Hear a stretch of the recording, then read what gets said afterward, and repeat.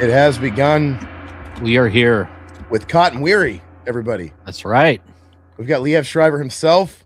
Yeah, we thought we'd surprise you guys with Cotton. We're big fans of Cotton, so we're like, oh, we got to get him on the show. He gets killed off in this movie in the first scene. Bullshit. I love Cotton, man. I love him. No, Josh shaves looks just like Cotton when he shaves. Yes. I've been told that so many times, dude. Like, hey, you look like Liev Schreiber. I'm like, that's the one celebrity I can kind of see. Like, just, well, when I don't have the facial armor going on. I've seen those pictures of you young in your service days, and you look like a young, like Scream 2 era, like the clean shaven. Like it's pretty damn close. Drew McIntyre. So you WWE fans, oh yeah, he's a dead ringer to Drew McIntyre. That's one of my favorite wrestlers now. Right. So young Josh looks like young Liev. Old Josh looks like Drew McIntyre. Yeah. I'll have to look that one up. I don't know who that is. Look it up right now. He's a stud, man. I love Drew McIntyre. So you're saying I'm a stud? Awesome. Yeah, dude. You have a nice jawline, nice beard, dude. Everything I don't have.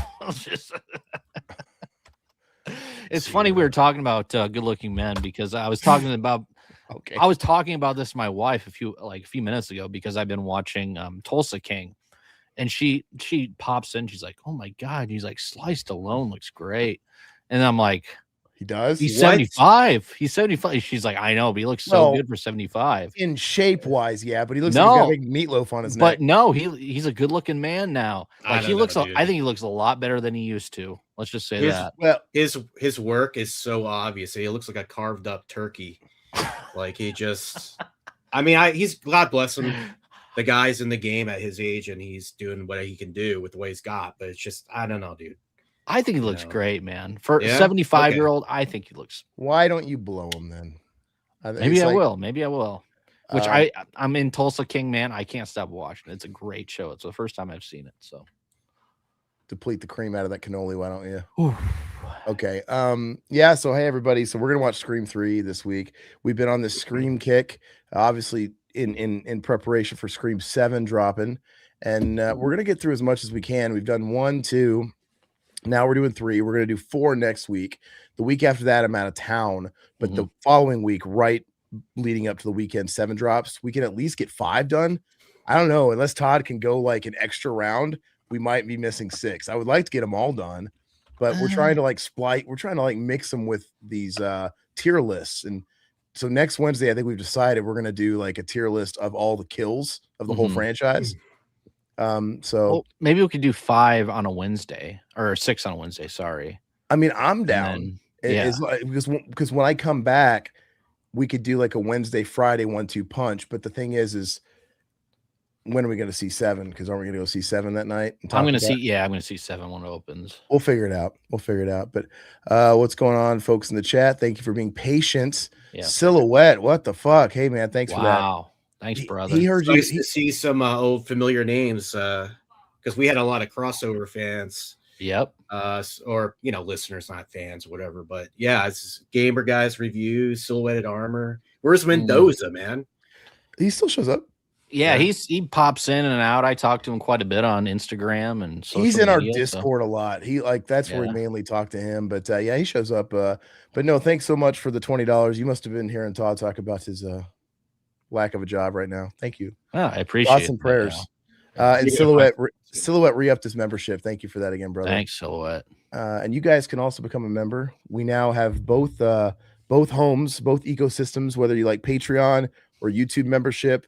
Same everything, same perks, same everything. Get access to our members only commentaries and other exclusive videos, which by the way, that's also tough because we're due to do our next one, but with all this Scream shit, I don't know where we're going to make room for that. So I don't know if we have to wait till Scream 7's out and then do it. Yeah, let's do that. Scream is just it's taking over everything. But anyway, yeah, join us there. Pick your poison. I prefer YouTube memberships. We went away from Josh. I don't know if you were ever on Patreon. We went away from Patreon because I hate Patreon. It wasn't like creator friendly. You couldn't embed videos, and it was just a pain in the ass going to a different ecosystem. They had a real shitty mobile app. It was too hard to handle. Whereas like YouTube, we're here. Everything is in the YouTube creator app. It was so great. But now Patreon they're up to standard. Now it's awesome. It looks great. Now I employ, even if you don't want to support us, you can go over and join the Patreon for free because we're uploading all of our shit that's here over there anyway. So if YouTube decides to be, weird and remove something or take our channel down, all of it's backed up over there. And it's not like the same furor with like the rules and stuff. So we've had a couple of videos we've had to pull down. They could exist over there. So you guys just join for free. I would. But yeah, anyway, it's all appreciated. King Matthew, what's up? How are we doing tonight? We're doing good. We're really happy that we got our boy Josh James there. Haven't seen him in a long time.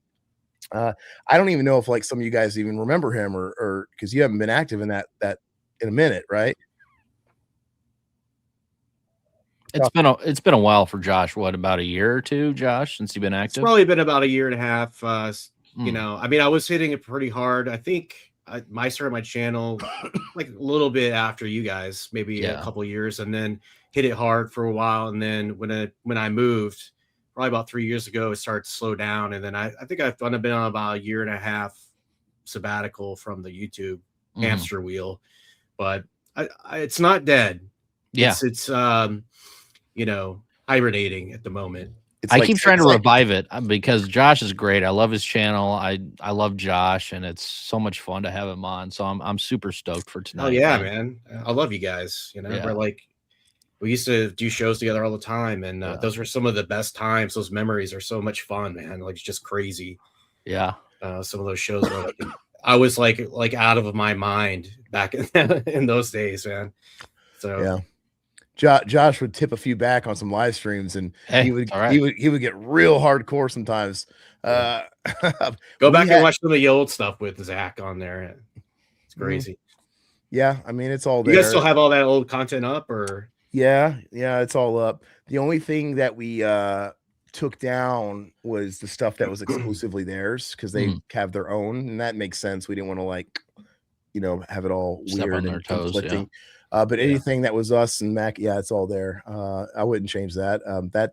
Those were crazy days. If you guys we're always getting new people that have different jumping on points, but the Mark IV Zach era, man, because Zach himself went through many different waves of I don't know if he's got like split personalities or what his shit is, but I remember coming on there with you guys, and you guys would just fight the whole show, and I'd just be like sitting there. Because like going, why am I even here, guys? Like, what are we doing? Because like he was doing this character almost like a Howard Stern, Richard Christie and Sal fucking thing where you're just trying to fucking get a rise out of people and try and tweak their nipples. The thing about that whole thing was it was brilliant. Like, Zach can only do what Zach can do, but you had to be in on the joke, and you had to be one. That's what you were. The problem was you guys were on the same page, right? So it was kind of, you guys were at odds because you were playing tug of war with the content of the show. It made for a really fun podcast as a listener. It wasn't fun tuning into those. It was like it got to be a pain in the ass. Like, okay, like what's going to happen now? And he was even doing it to Mac, which is so funny. We have a lot of famous episodes where they just never left the cutting room floor. They just entered the vault. My favorite, obviously, what is Halloween 5? Is that the one that went to the vault? Because he got to me. And I got so pissed and I fucking walked out and it just ended or whatever. But there's another one where Mac wanted to do Don't Tell Mom the Babysitter's Dead because he loves that movie. Yeah. And I guess Zach didn't want to do that movie. And the whole time from the second we pushed play, he was shitting on it and shitting on Mac and just got Mac so fucking pissed off. Like I mean, we have a lot of those episodes. So I don't want to harp on that too long, but they're all in there. Go to the archives. It's fun shit. It was a fun ride. The whole thing was fun. For me, it was as an outsider. Yeah. I got to just like stumble in and do a show and then leave, Yeah. Let's see. Silhouette. Yeah, welcome to the board, man. We're it's good to see you around. I know you were out for a while. Glad you're back. Hope you're feeling better. King, I'm doing pretty good. I just hyped to watch Scream 3 tonight. In my opinion, the last great Sidney movie. She doesn't really act like herself in 5, in my opinion. Well, she's kind of like just a side character in 4 and 5. She's not in them like fully. You could tell she worked like a third of the time everybody else did to get her scenes in, especially in 5. And she just kind of shows up for the third act and, kind of gets a lot of the glory and whatnot. But low-key vibes, welcome. What's up? You have made it. We're glad you're here. And then let's go ahead and I think we can. Oh, of course, our Lord, Satan shows up all the time now. I forgot. I need some sort of music for your intro, Satan. But I'll work on that next week. I will have something. I promise. The Undertaker music will get us flagged Yes. every time. Yeah. But yeah, so I think we're gonna do that. And I just want to say hi to everybody first. Fleece and 771. Have you guys seen the assembly cut of Scream 3 that was leaked a year or so ago? Hi from the No. UK. No, I never Wow. heard it. Is it actually a good movie with that version? I have not seen that. Where can we find that? Is that just like floating around online, or I'm guessing they didn't. I come out doubt with he some has sort of like the physical. masters, Todd. I'm sure he Well, found no, it I'm sure there wasn't like a physical copy of that cut, but yeah. Yeah. Well, thanks. It's always good to have a listener from the UK. I don't think we've seen you in here before, so welcome aboard. Yes. Haven't seen it. Full disclosure, this is my least favorite Scream movie. Still watchable, a lot to talk about with it, but I think it is the low man on the totem pole. Let's see here. What's up, Paula Fitzhenry? How are you doing? Hey, Paula. I'm sorry. Why did I say Paula? Let's go ahead. I'm still furious that Dewey's line to Gale, he can't kill what he can't see, then fuses the lights in the mansion, was cut with the theatrical version. Dewey was heroic. You know, I rewatched 5 last night, and I'm like, I like Dewey in 5. I do too. Yeah, I thought he's fine in 5. Even though he's just an idiot. Like, he's like, you got to shoot him in the head. They always come back. I'm like, then why didn't you shoot her in the fucking head when you had her down and in the corner blasting her? I'm like, if you've done this so many fucking times, you got yourself killed. Well, he plays the burnout alcoholic, which is, that should be Dewey at that point, right? Oh, Silhouette Halloween 5 is where they sent you dirty ass images and you left the commentary. Oh, like they were like spamming me fucking like, probably knowing Mac and Zach, it was probably like questionable Pinot, prawn. Because they were just they have a different sense of humor. And Mac and Zach together is like a chemistry experiment. Mac alone, totally chill. I have so much fun talking to Mac, and we do game stuff with Mac. But when you get those guys together, they're just like brothers. They know how to fucking pump each other up and take it to this weird level. And like, those are the guys that are watching Stephen Jeffries prawn videos and ranking his nuts. Yeah. Like that's something else. Like, that's committed, I guess, to whatever it is you're committed to. Mac, what's up? Hey, Mac. To an hour of Stone Cold Steve Austin, and then what's his name? Fucking the dude from Police Academy. Michael Winslow. No, the guy with the crazy voice. Mac does Bobcat. Yeah, Bobcat Goldthwait. Yeah. It's like those two having a conversation for like 2 hours. Hey, like Mac, if you got Scream 3, you own it. I'd say you can jump on and do this with us. I wouldn't give a fuck. That'd be fun. I don't care. Have a fatal 4-way, but let us know. You got like 2 minutes to decide. You got to give Dewey some slack in 5. That's the very first Ghostface he fought by himself. Sidney and Gale was his plot armor. Yeah, they didn't do a very good job though in Scream 5. Well, I was trying to like pick holes apart with Scream 5 because it seems like Mikey Madsen kills most people in that movie. And Mikey Madsen was the one who killed him in that. Yeah, but I'm like, ridiculous. But no, when she kills Wendy Peppercorn's son, I forget her name, the one chick from 4. If that was Mikey, it seemed like that was Mikey as well. And she is like 5'0", a girl, and she is struggling. He's like putting the knife in him, and he's like holding her back, and she's overpowering him. And I'm like, yeah, that happens a lot in these movies. I've noticed, and it's just kind of like, And then when she's fighting Dewey, though, Dewey does get the better. He like flips her over. I'm like, okay, that makes sense. She didn't like overpower him to kill him. She like, remember, she shot him, and then he took his phone rang and took his eyes off her, and she got him off guard. Mm-hmm. So that made sense.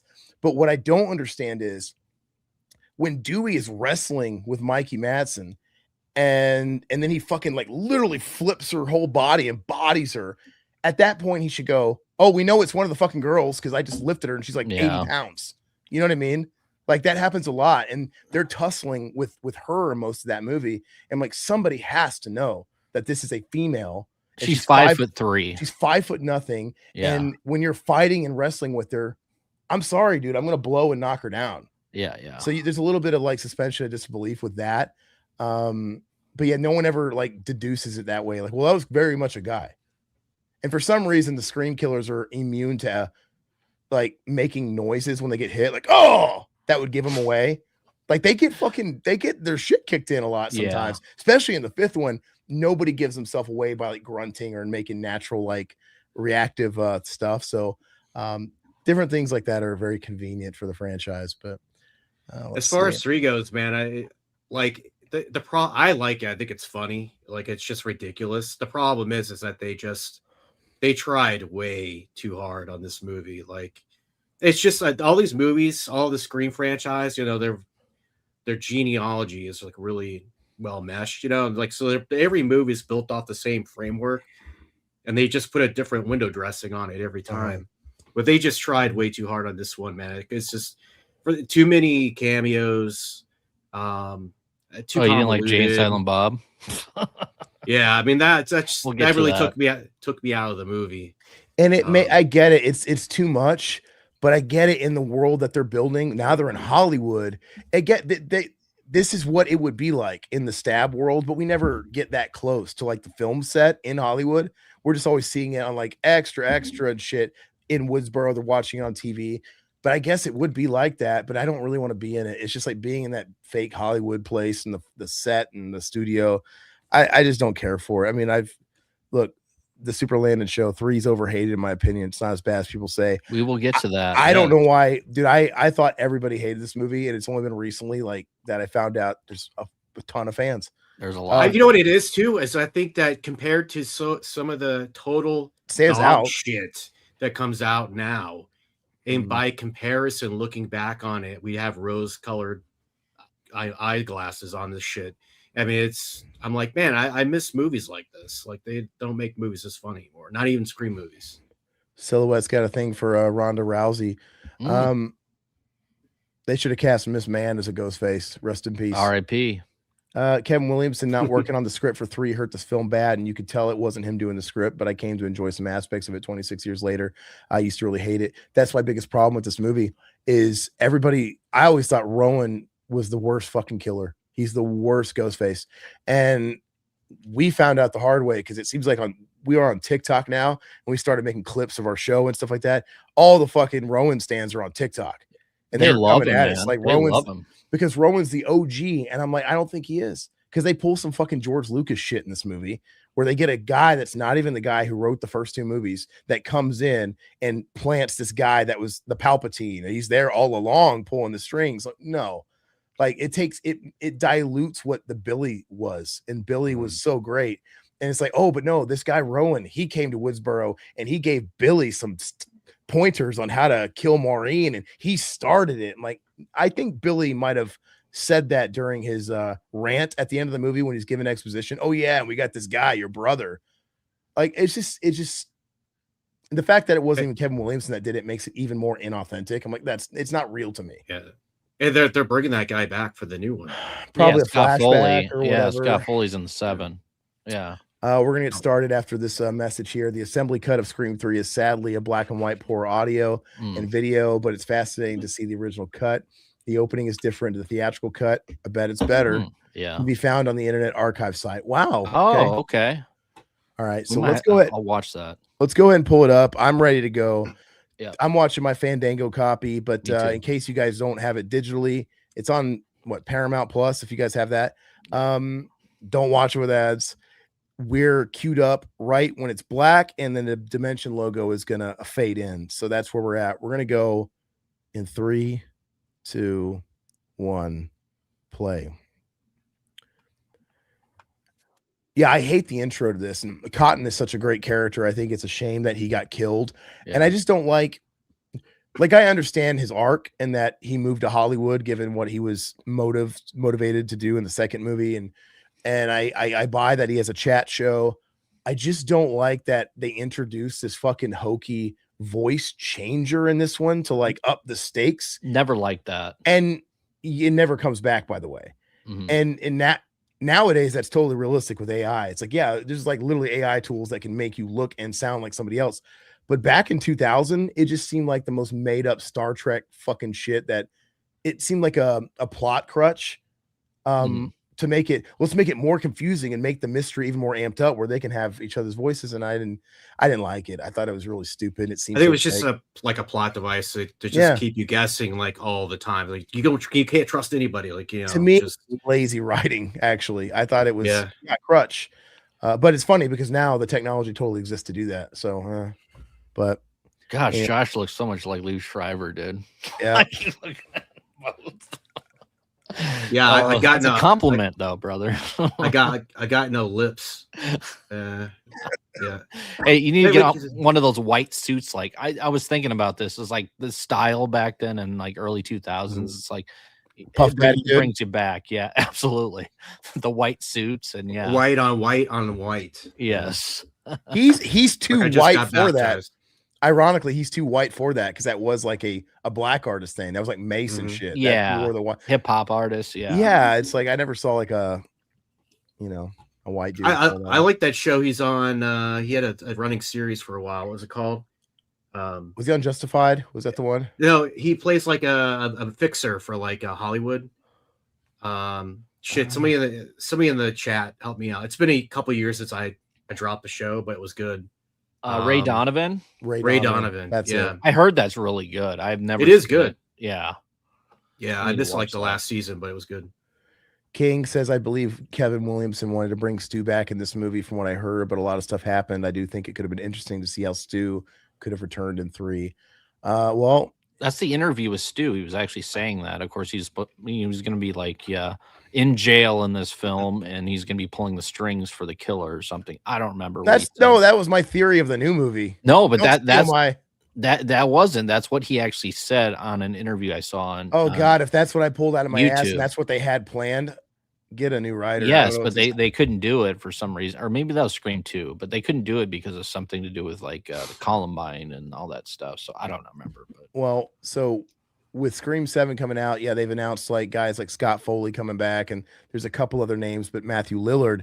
Now, I feel like they're going to be a bunch of flashbacks for the most part, but I think that Matthew Lillard is not, because the people making the movie, they've known how hyped he was. The fans have wanted Stu to come back for so many years, and then for him to actually let the cat out of the bag and say he signed on to be in Scream 7.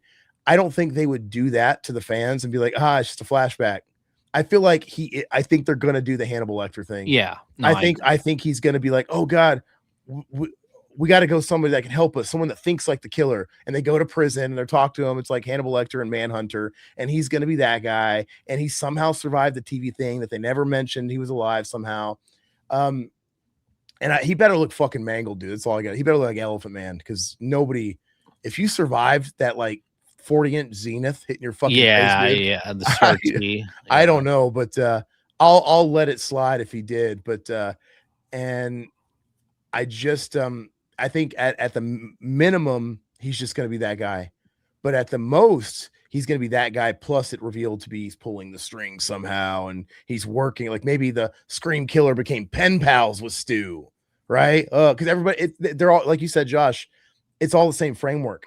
In 5, I met them on a chat room. I met him on a stab chat room, and I was living in Stu Macher's house, and we clicked. And then in 2, Billy Loomis's mom found Mickey on a serial sociopath chat room, and it's always the same thing with some, so I could see somebody like writing him Charlie Manson letters and shit like that. And are you guys going to go to the theater to see this one? 7 when it comes out? Yeah. I'm going to go see it. My wife wants to see it too. So I thought 5 was like pretty fun. And then I thought, fucking Ghostface Takes Manhattan or whatever. Like not as good.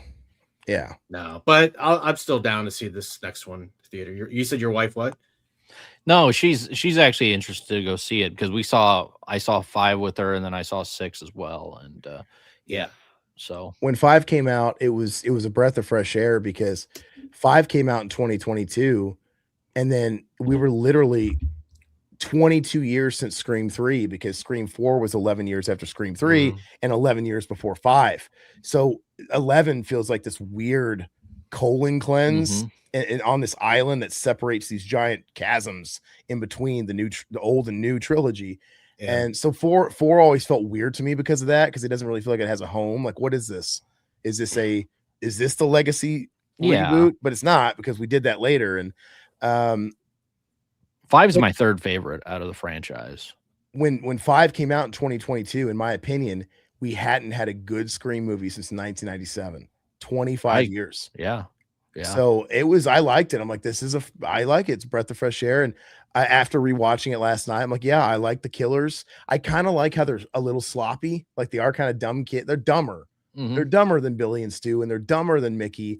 You know, I like how they're trying to like reenact the ending with in Stu's house, and they're careless.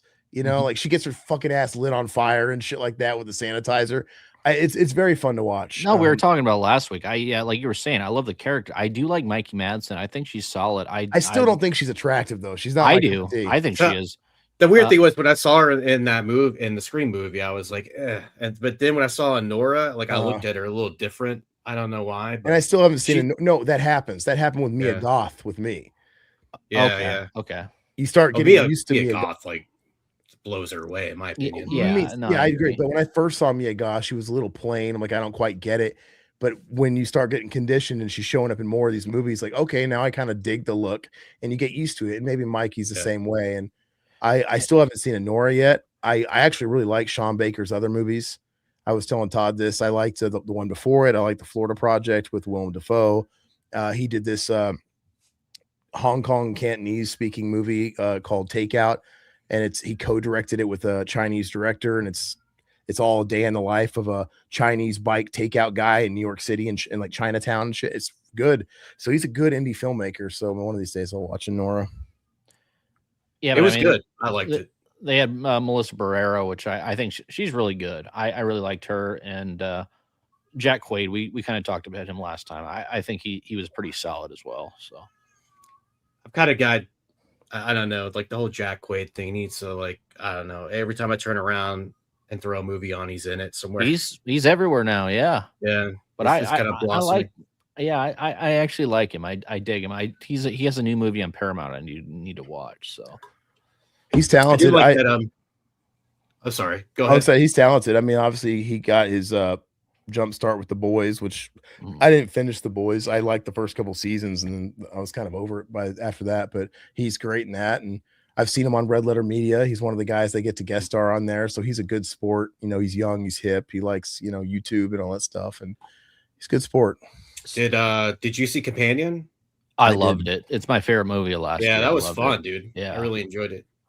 I was like, oh, another one of these, like, androids gone awry movies, but I ended up having a lot of fun watching it. So it's hysterical. I mean, you have the heterosexual robot, and then you have the gay robot, and it's just, don't give me spoilers, dude. I gotta watch it. I'm sorry. I mean, it's not my fault. I told Todd, I was like, 2025. I've never had a lighter year of watching new movies, like my letterbox, and it's because of the pregnancy and all that stuff. I watched hardly anything new, so it's like I'm behind on everything that came out last year. I even Bring Her Backs and all that stuff. I didn't see any fucking thing. So. Dude, I've gotten to this weird age where, like, I don't get excited about trying shit. Like, I want people to recommend stuff to me, and I'll go watch it. We ain't got time to waste. I just scrolling through Plex or something. I'm like, no, like, I don't like take as many chances watching things anymore. Heretic and Companion are my two favorite ones. Heretic was good. Yeah, I gotta watch that too. So we have Kelly Rutherford here, playing the. Well, she's dead now, but no, she's dead. I'm looking at Sydney. Are you behind? No. I was looking at a different screen, but yeah, I mean, she played Cotton Weary's, love interest girlfriend. She gets it. So does Cotton, which she's I mean, hot. It was she's and she's been in a lot of stuff. I mean, she's in a lot like TV show, like daytime stuff as well. But yeah, R.I.P. Cotton. That was pretty quick kill for Cotton, which I don't like. But I don't even think it was very much of a shocking scene. I feel like we didn't. Randy was shocking in the second movie when I saw it. Randy felt really earned because he was such a big part of the first movie. I know Cotton was a bigger part of the second movie, but like he saves the day and he's in the third act and he helps, but he's not really like a huge part of two. No, he's not. He shows in, he's in and out of the movie. Like, you're going to do Diane Sawyer with me, right? And it's just like, he's not really moving the plot. And I don't know. It just wasn't very a shocking scene. I didn't care for it. Here we got Sidney. She's a very phoned in performance this movie. Todd says she was busy doing some indie film that wasn't paying the bills for some reason, and she felt that was more important. So for most of this movie, we get these shots of her doing this like crisis line job in one shot set, and eventually she's going to get called. She's going to go to LA, and then we're going to have Sidney in a police office. Like, okay. And once again, she doesn't really get boots on the ground until the third act. So, and then we have, get it away from me. The Courtney Cox hair. That fucking terrible. God, it's terrible. I mean, that totally takes you out of the movie just looking at it. Yeah. That haircut is a good metaphor for this movie. A hack job. It's a hack job. Yeah, there you go. Exactly. Silhouette, thank you so much for the $2 holler. If the internet likes it, it sucks. Well, I don't know. I guess the internet likes it. I mean, they like some good stuff too. I mean, it's just I don't know. I mean, they don't like Gale's haircut, so I'm sure we can agree on that. Which I think Dewey was the one who David Arquette told her to do this. Of course, we talked about this last time because it reminded him of what's her name, the famous actress. It was supposed to be Betty Page, but that is not Betty Page. Yeah. She's got Betty Page's short bangs, but they're way longer than those baby bangs or whatever they call them. Yeah. It's too bad because Courtney Cox is still a really pretty good looking lady at this point. Yeah, and I mean she was great in 2, and like 1 and 2. I thought she was fantastic. A lot of people don't like her in 1, but this one she didn't really do it for me. Sidney didn't do it for me in this one either. It's just I don't know. I rewatched this again last night, and like I was always saying, again? Yes. You watched like 3 times in the last couple weeks. Yes.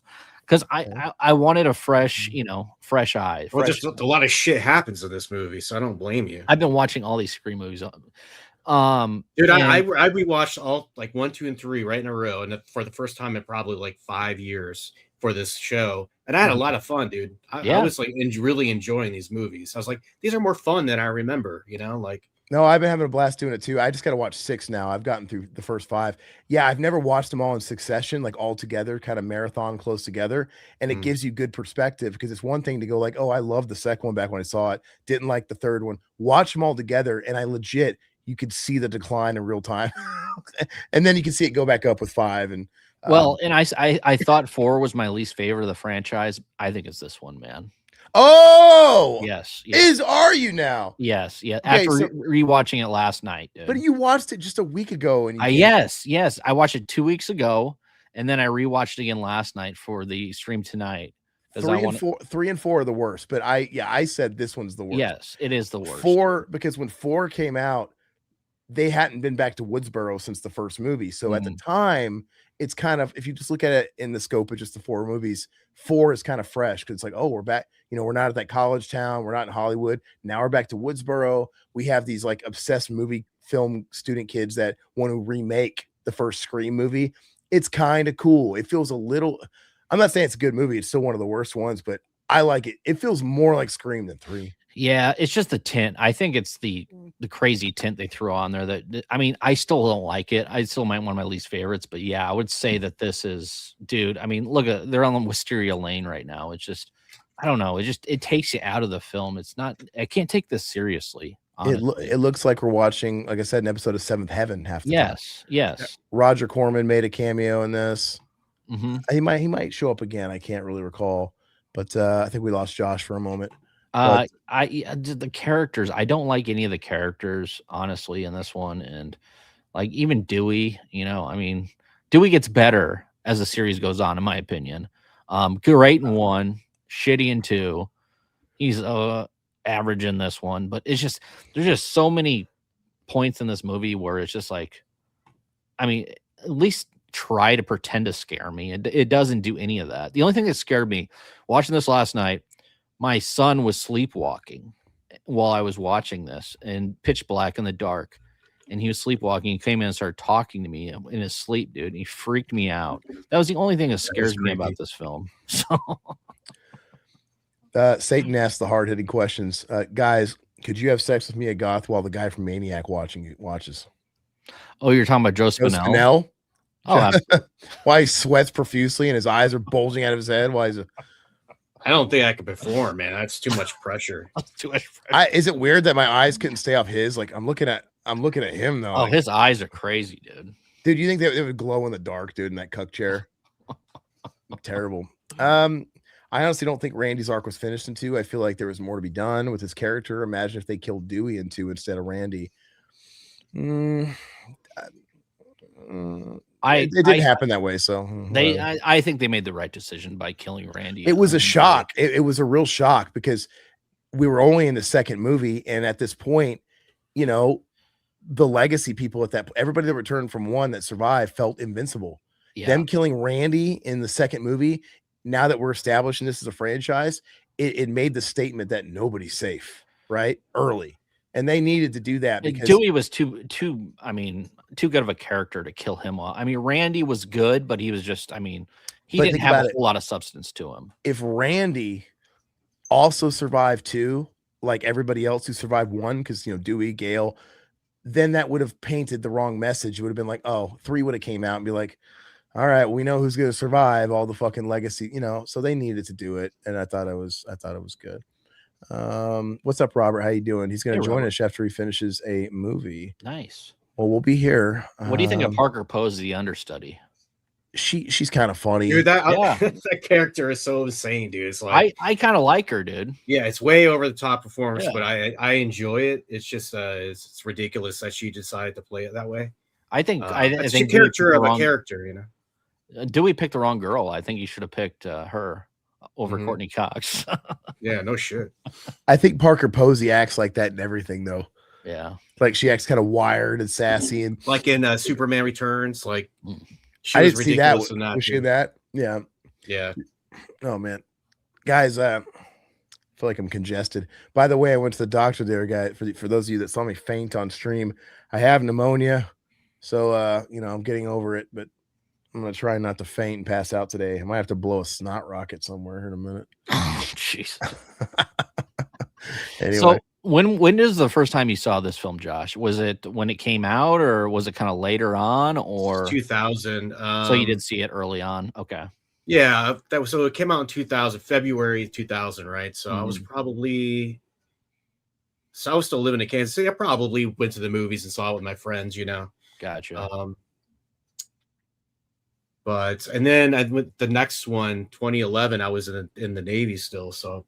I do remember going by myself to see it and had a good time, but I can't tell you anything about that. I'm interested to watch it next after the show. Yeah. Just to see. I can't remember anything that happens in that one. Yeah. You know, I'm sure I'll be like, oh, I remember now, but you know. Like I said, pretty forgettable. But 4 is a weird one like that because, the first 3 movies, I didn't see any of them in theaters, the first 3, but I saw them all as they came out for rent, like right away. And by the time 4 came out, like I said, there was an 11-year gap. I was kind of over it. That's and insane. It kind of flew under the radar. I don't know. For me, it just wasn't on my radar. Maybe it was because of my age, like 11 years passed and I was just doing other shit. So I wasn't quick to seeing that one. And I remember when I saw it, I'm like, it just felt like Scream's time had passed. I don't know. It was a weird time for Scream. And then, I don't know if something happened between the next 11 years, but I feel like in that like fucking big chasm of time, it really developed its like retro nostalgia cult status. Because I don't think it was really there in 4 personally. It wasn't old enough yet. So horror films that came out in the year 2000 would have been Scary Movie, Ginger Snaps, American Psycho, Blair Witch 2, Dracula 2000, The Cell. You didn't have a whole lot. I mean, American Psycho is great, but that was in limited run theaters, I believe. Hollow Man, you had The Final Destination, The Urban Legends, and you had Leprechaun in the Hood. I remember going to see Hollow Man. What a shit movie that was. Paul Verhoeven, man. But I know, and I love him. I even too, like Showgirls? I even like Showgirls, man. I watched that one night with a 6-pack of beer and I laughed. And a box of tissues. Oh, dude, I was fucking loving that movie. I was like, why do people hate this so much? It's bottle of Jergens. There's tons of shit to love in this. It's insane. I'm your boss. Show me your tits. Starship Troopers and Total Recall is still one of my favorite films of all time. Oh yeah, so, yeah. I mean, most of this stuff's pretty good. Scream 4 has the most realistic motive since '96, in my opinion. Nothing has beaten it since for me, and I love these films. No, I actually agree with you because that's the first movie we had where we had true copycats. I know they were doing the copycat killer in 2, but there was like a linked motive with Billy's mom. And 3, the whole fucking Rowan thing. Once again, we're doing family attached to Maureen. It gets ridiculous. Like there's just so many. This web of Maureen Prescott is fucking never ending. 4, Maureen Ghosts. 4, it was legit. Film nerds wanted to remake it that were, to me, like real copycat killer shit. And I agree. Like there's things to like about 4. Speaking of stuff, stuff not to like is this Maureen's Ghost. I mean, I think this is freaking stupid. I hate it. It's so so dumb. It's like I was like Wes is going back to his Nightmare on Elm Street days here. It just reminds me so much of Nightmare on Elm Street movie. It puts out the vibe, I mean, Maureen was just like, somebody you saw in photographs. I mean, they didn't need to do any exactly. of this. Like, I mean, what? Her as a character just as a photograph. I mean, this just makes her look ridiculous, dude. It looks like I'm watching a Canadian production like Are You Afraid of the Dark? Yeah. Like some Canadian Nickelodeon TV show. And what I don't understand is she is seeing visions of Maureen Prescott all over this movie. Like it's a main plot point. Why wasn't she fucking having these hallucinations in 2?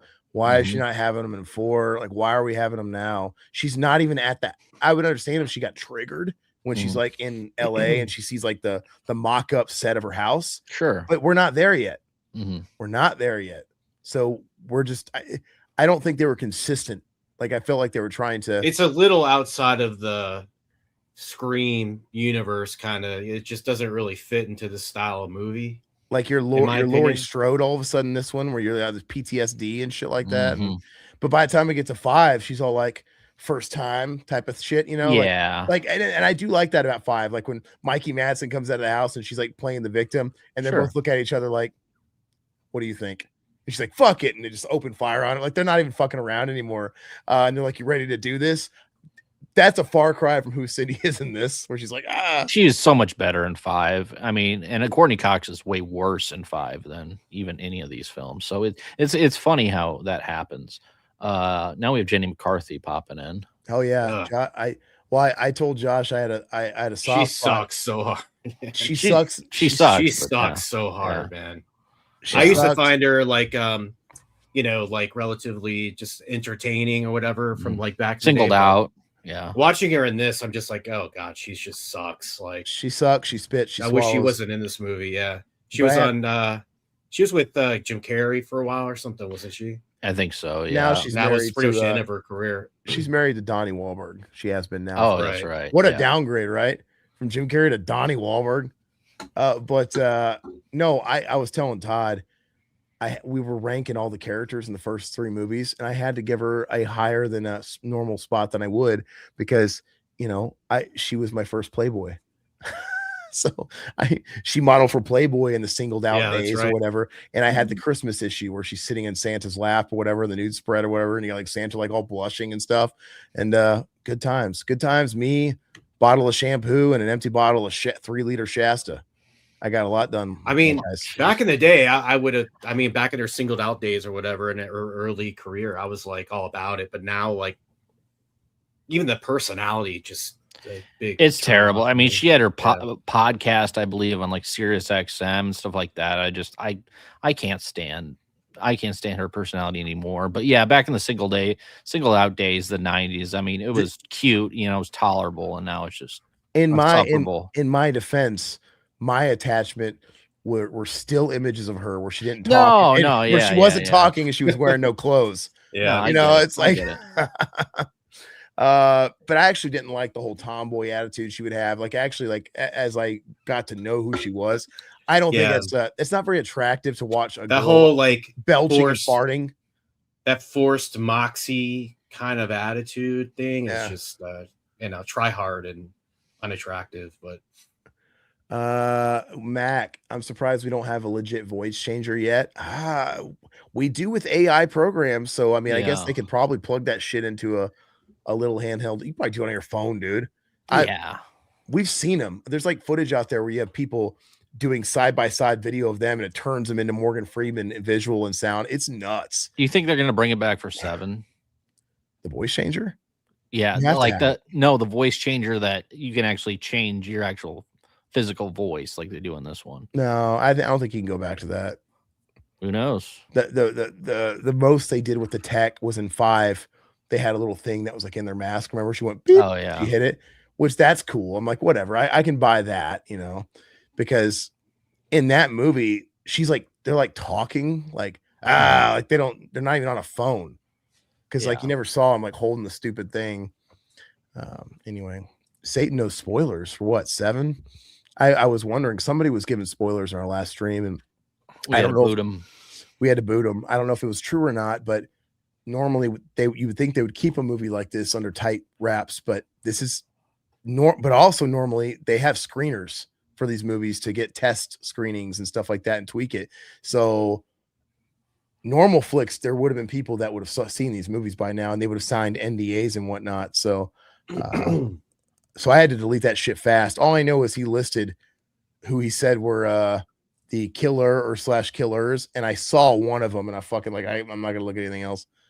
So hopefully it's a bunch of bullshit, because that's fucking not cool. If anybody does know like information like that, don't do that, dude. Because the twist of a Scream movie is everything.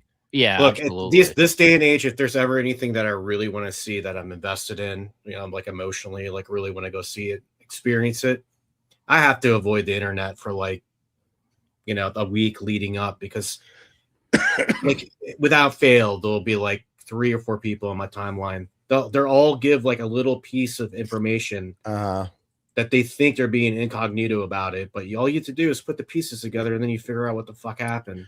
Is that Ted Cruz, dude? The security guard? Oh, the fucking Ted Cruz, dude. Lion Ted. It's Lion Ted. Lion Ted. He's warming up, getting away from the ice and snow in fucking California, working as a security. But we're like literally doing a stream, and somebody popped up with a fucking shit like that. And that's not cool, dude. It wasn't cool. And like I said, it might have been bullshit, but they were basically saying, yeah, my uncle went to a screening and he said the killers were blah blah blah blah. I'm like, you motherfucker, like don't even fuck around. So some of this, I'm looking at some of the history on Scream 3. The original script was Cult of Ghostface. Williamson's early idea was very different.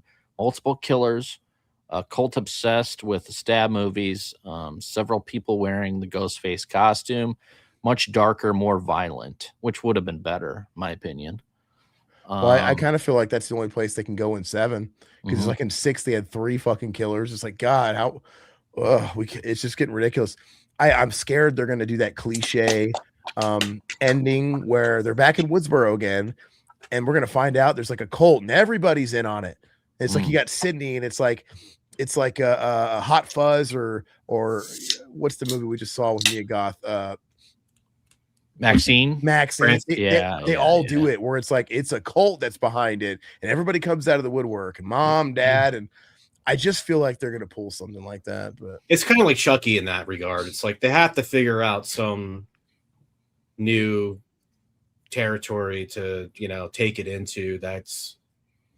And sometimes I think that they make the wrong choice, but really what they're just trying to completely subvert your expectations, because it's otherwise completely like predictable, you know what I mean? Or it's just not shocking enough.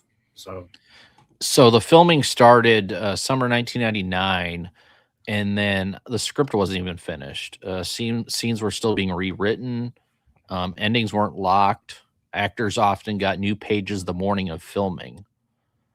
So they were pretty much kept in the dark, kind of like 2, which they were doing that as well. But yeah, it's pretty much a shit show. It sounded like. Hey, Vinko, I think they were like super paranoid about the ending getting spoiled. Yeah. I just hopefully they keep the ending to 7 close to their chest. And I hate it because it's fun playing those games when you're seeing the movie for the first time, putting it together. Like, okay, you're trying to calculate. I can't turn my brain off a Scream. Like I'm always like, okay, trying to place bets within myself. And 6, it felt a little cheap because it ended up being fucking half the damn cat. 3 people. It's like, God dang. It's like, and the thing is and now it's easy with Scream to go, I fucking knew it. No, that's only because throughout the watching of the whole movie, you've accused everybody of being a suspect. So you've gone through everybody as a potential, just like they do in the movie. And then it's going to be one of them.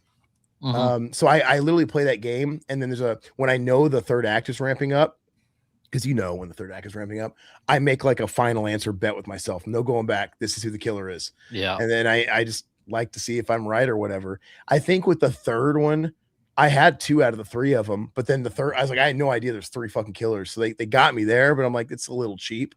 And I want to say when I saw 5, I want to say I was leaning at least one of the killers. I don't know. But yeah, what can they do now to make it really shocking? Yeah, that's what I'm saying. They have to do the window dressing on it's new somehow, and sometimes the ideas aren't so great, but we kind of talked about it last stream. Bring back Melissa Barrera, even though nobody says she's coming back. That was a good idea. I mean, like I said, because that was a huge high profile thing. I mean, she said a killer. She said she was down with the P place, and I don't know why they would fake that, but that would be a good juke. So awesome. I don't think that was a fucking kayfabe gimmick. I think that really happened. But what would be cool is they saw all the fucking fan backlash that happened that rallied around her, and then they renegotiated a deal once all that fucking shit died down, like that hype hashtag bullshit, and like, okay, hey, we're gonna bring you back. Here's a fat stack of money. We want you to come back and be. And you still give Nev Campbell, even a 3-picture deal if she's doing that. But I mean, Melissa Barrera, just kill her off there, because I mean that would make everybody happy. She's at least back, right? And so Sydney, we're not getting baited on this, right? She's 100% the marquee star of this one, right?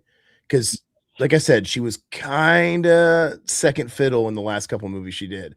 So is this supposed to end her story, or is she her and her daughter? I don't know. Somebody said that she got added to a couple more, but I don't know how accurate that was. I need to look that up. Yeah. Oh, okay. Her daughter was in what's it called? Yellowstone 1890, whatever that one with Sam Elliott was. Yeah. And she's a good looking girl. And that was a good miniseries. So, I mean, I'm cool with all of it. I just hope Joel McHale's in it, dude. He's a little weird. Like, hopefully, maybe he does kind of fit. I guess if Jack Quaid fits in the movie, Joel McHale will fit too. What do you think about Vink's question there? Do we think Hollywood is dying? I think it's fucking dead. I think it's just all but dead. It's in life support. It's so stupid. I mean, the only people that think Hollywood's really alive and thriving are the people in Hollywood. Yeah. It just hasn't been really the quality of films. I went to one movie last year. I went to see Hard Eyes last year. That was it. And that was just kind of snuck away to see a matinee kind of thing. Nothing really drew me out to the theater. And I watched the movies that I was somewhat piqued my interest. I watched it for free on Plex, and I'm just like, I'm glad I didn't waste my money going to the theater to see that, I still feel like I think it's a little late than what I predicted, but I was saying this about I remember before I moved out to Arizona about 12, 13, 14 years ago, I was saying, even then I felt like we were on the cusp of a change of Hollywood going away and us hitting a big reset button.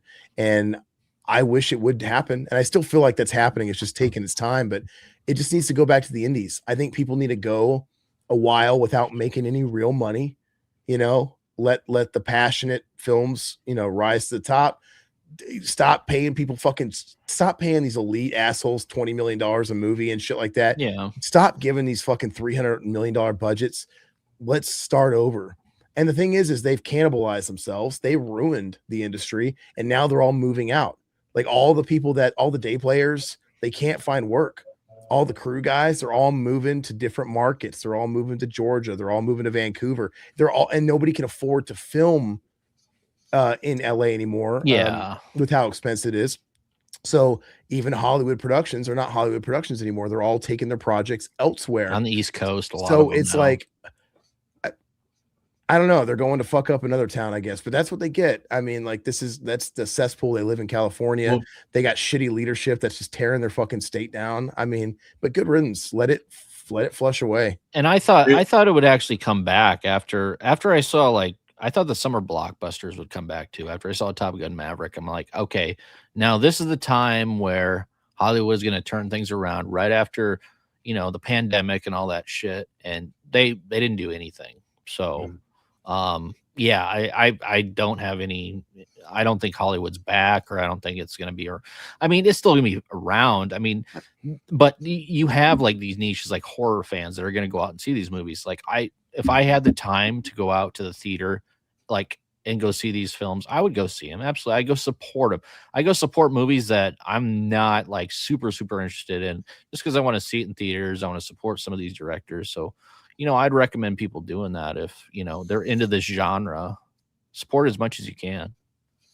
I think there's like this oppressive vibe happening in culture and creative, all kinds of different creative fields. Yeah. It's like there's this oppression, and it's pushed everything down, and everybody's just hanging out in this plateau doing what's safe. And so there's the real creative geniuses and the people that like break the molds and come out and do all these crazy things are not doing it, and they're not being allowed to do it. I think that it'll circle back around. I think it'll be on life support for a long time. Sure. I think that AI is going to be a really interesting thing to watch, because I think people like us will just make their own AI movies, and I won't be. I'm just saying the people are going to do it whether we agree with it or not. And sooner or later you're going to go, God damn, that was a really cool movie, and they made it all with an AI generator, like 10 guys in a room or something, and it's going to be like, it's going to reinvent the wheel in a way. Sadly, the next generation will see that and think it's cool. I'll never think that shit's cool. No. But I know I'm a dinosaur, and the next generation will grow up with it. They'll be acclimated, and it'll be whatever. Here's my one defense, though, Aaron, is to the whole point is just that it's really, I think it's an interesting tool, because there's people out there without the means or the money to actually make productions and do productions that can be creative and tell stories in a cinematic way without, having to fund $300,000 for an indie movie. I guess if you want to do a certain type of spectacle unless you want to make Titanic, it's cheaper now to make a film than it ever has been. Like, equipment is cheaper to come by. There's people that can make films on iPhone. You can do it. Like Steven Soderbergh has literally made films on iPhone 8, right? What was it? I think it was Collateral. Steven Soderbergh filmed Collateral on iPhone 7s or whatever. Yeah, that was crazy. And it's never been cheaper. So you can make a good indie drama. I mean, the writing and everything like that. That's what's gonna be the tail sign. But I guess if you want to make fucking Titanic 2 and have cheesy shit, it's. Dude, I believe me, I'm with you. I'd much rather see a renegade group go out with a camera and actually film shit and make things with their hands. I mean, I'm a creative person, so I'd much rather see that happen. But as a way to get around the gatekeepers that don't allow you to make things because of maybe what you want to do doesn't fall within their guidelines, I think it's might end up saving film in a way that people can make their things on their own independently, in secret almost, like just do their thing and then drop it on the world and be like, you can't stifle the voices, creative voices. Yeah, but where are we supposed to believe that the AI begins and ends? Like, okay, I get it. Yeah. Hey, I've got a story to tell. I have no money, so let me put it in the AI thing to help bring my vision to life. But how do we know those people didn't use the AI to fucking generate the story? Because I'm just saying, no, you're right. But I see what you're saying totally. But I don't think that they're going to hide behind a false facade. They're just going to say this whole thing was just generated by AI, but we prompted the whole thing. We guided it, but we made it. Well, and I can totally see about creative people, but then you also got to think like Disney's going to be using this AI, and I hope all these big companies are going to be using AI. I hope we get to a point where AI is the fucking big studio machine, and then I hope the indie people are like, "Fuck that, we're going to do our stuff organic." And that I hope there's at least that divide, and maybe it can all survive that way. Because I don't like Hollywood movies now, so it's like whatever they can do whatever they want. They've always looked like shit for like 20 years. So behind green screens and stuff like that, whatever, make them AI. I'm still not going to go see them. But I mean, I guess if there's full transparency, I guess that's all I could give a shit about, because I just want to know like who, because I will be that old bitter guy that's like, I'm not gonna fucking go watch something that was just. I don't think there's any talent at all on building a story with prompts. You know, oh, you like Die Hard. Oh, you like Jurassic Park. Just because you typed in, write me a script that's Die Hard meets Jurassic Park, and then I'll kind of tweak it from there. I'm sorry, that's cheating. You're already out, in my opinion. You're done. Because we can all do that. Yeah. The hard part is crafting something unique and original while being influenced, but not like stepping on toes or whatever. And just all this thing is going to do is regurgitate, and it's just all going to be redundant bullshit. I hope there's actually some reform that could come from it. And AI is fine. It's just obviously generative AI. I know like America's all in on AI. I think we need to, you know, for different like functions, we have to be use it as a tool. You don't use it as there's the main no tool. reason to not fucking suppress generative AI. That what all it does is save Hollywood money. I don't understand. Like I don't know. I can't get on board with it. And we have one of the festivals we have here, Chandler's the International Film Festival. They had a new best AI film slot. And I'm like, whatever, at least it's like marked, but I'm like, why is this being shown here? Like, why is this even in competition? Like, I get it. They're just competing with each other's AI slop, but this is in no way the same as all the other movies here. It's just not the fucking same. I just think it's an interesting way for like true independent broke ass people to challenge and sling arrows at Hollywood, who's become extremely like oppressive against people speaking their creative voices. I think there's going to be like the last like 6-7 years, you know. I think it's its own unique skill, and I think there's like some value to being able to really work AI and shit like that. But I don't think it belongs in the creative category. I think it's its own fucking thing. And so that's just where I draw the line with it, man. I don't know. And you're never going to believe anybody. Like, even if somebody says, hey, I wrote this and I use AI to do this, like you're never going to believe anybody. Like, even if it's like a totally organic film shot on actual equipment with actual actors, I'm always going to be thinking to myself, was this script assisted by AI? It's just fucking dirty to me. R.I.P. Steve Stone. He got stabbed in the back. Yeah. Oh yeah. Feels like a Arby's night. Fucking Putty's in this fucking movie. Yeah, too, Putty. One thing I did find interesting, the killer. So they decided the killer late in production. One of the biggest issues, Roman wasn't always planned as the killer. During development, different characters were considered because the rewrites, the motives were adjusted, backstory was added. Some clues don't fully line up. This is why Roman feels sudden to many fans. So it was kind of a last minute thing for Roman to be the killer. And everything about it seems so forced and so rushed. Yeah. And if he was the last minute killer, that means they wrote his backstory last minute too, then, huh? They had to have. Yeah. I don't understand all the love for it, man. I think the dialogue on, because it's obviously Lance Henriksen supposed to be the guy who produced it, Harvey Weinstein. There's no way he wasn't influenced by the guy who actually fucking produced. I always wondered that, like, does Harvey Weinstein actually make time to watch all these films, or does he just sort of sign the checks at a point? Because if he watched this, I wonder what he was thinking. Probably laughing like, you could say the same thing with Planet Terror with Rose McGowan and all that stuff, with all that shit that came out with him and Rose McGowan and what's his face that directed that film, Rodriguez.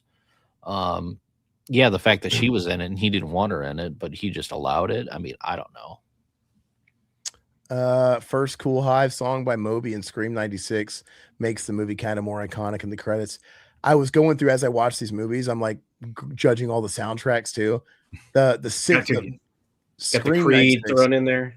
Yeah, dude, this movie's hardcore pimping Creed. Great soundtrack. Absolutely not. I fucking hate Creed, but Creed, they play them multiple times in this movie. Yeah. When she goes on the Sidney Prescott set, they've put a Creed poster on her bedroom wall that was not there in 96 because they weren't out in 96. Like, they are just hardcore pimping their product Creed in this movie, and it takes me out of it. You can even see their website on there. It's like www.creedband.net or some shit. Like, you can see it in the frame. I was like, that's not. I missed that. That's funny, dude. It's a little heavy-handed in this movie. Like, so I don't know if I mean, they were on Wind Up Records. Maybe that was like a fucking owned by one of these big studios that owned. There was probably something there, but and they were hot. This is 2000s, so they were really hot. And the night I like listening to all the soundtracks as I'm watching them and kind of judging them. I like how they're all a product of the time. The 96 movie is cool. It's very nostalgic. It's got a 90s kind of flair to it. I like the School's Out cover with it's like a super group. Sebastian Bach is singing that, and some other people, and obviously 97 kicks in, and that one's like the first one that had like a real OST where it's like we got Collective Soul, rock bands, and everything else. Feels a little bit more corporate, and then 3 just goes full fucking R-tard, man. Just with the Creed, and it's really bad. And, yeah, I mean, you have Slipknot in there too, Wait and Bleed. I mean, you have some good. Okay, but you have some good artists in there too. You have Seven Dust. I like Seven Dust. So. It just feels like Dracula 2000. It's all the soundtracks, dude. Yeah, I go back to them and listen to them. I do. I bet you do. I do. Fucking glaze the fucking first Disturbed album cover. Todd's got questionable taste in music. Everybody. Hey, I like everything, brother. I like everything. So opening weekend of this, 34.7 million opening weekend, which. You know, it was ranked first in the box office. This had a budget of 40 million. Total box office, though, domestically, it was 90 million. Total worldwide was 161 million. So I feel like that was diminishing returns, at least in the worldwide scale, maybe. Why do they shelve it for? It's still a hit, though. Why do they shelve it for 11 years? I wonder. They probably just thought we need to take a break. Wish Halloween would do that. I mean, let's not forget 9/11 happened. It derailed a lot of fucking culture. You know, just kind of. No, I was talking about 2000. The Scream 3 is 2000. Yeah, but 9/11 happened the next year, Todd. So maybe he's like, oh yeah. I'm just saying, you know, like it. Okay. You know. Yeah, it's possible. Yeah, could have shifted things in a different direction. You know. Yeah. I didn't say hi to Gonzalo Rodriguez Grau, by the way. What's going on, brother? What's going on? Hey, what's up, Gonzalez? Silhouette. What's a Marvel technique now? What AI, dude? You know what? Marvel, Disney, anything Disney pumps out has felt like an AI script for like 15 I'm sure it years. has been. Yeah, but they feel like AI scripts. Terrible. They feel like, and they're all on the green screen. They look like they're not far from an AI movie. Just, dude, that Snow White movie I didn't was watch that. Fucking dreadful. But I saw the fucking shit on it, like people making fun of like the blips and the posts and stuff. They like weird looks. It was. I just had morbid curiosity. I had to see it. I've been telling you how shitty Marvel was for the past 20 years, and you finally came around, Aaron. I'm not going to be some fucking poser that doesn't that's going to pretend like I wasn't. Oh, when the Marvel shit first came out, I was on board. I wasn't. I was never on board. Because I'm going to say this again because Todd keeps bringing it up, but fuck everybody. Before we had Marvel, and it was just like Batman and X-Men, and then they announced they were going to do an Iron Man movie. Everybody forgets because now I get it. Robert Downey Jr. is Robert Downey Jr. But Iron Man was a fucking C-leaguer, dude. And they said they were going to come out with Iron Man at the time, and then they were going to build it towards like the Avengers, and it was going to be just like the comic books, and they were all going to be connected, and they were going to all culminate. At the time, that was very exciting. And then Disney bought it, and then it fucking got pretty much after the first phase, it got fucking out of control fast.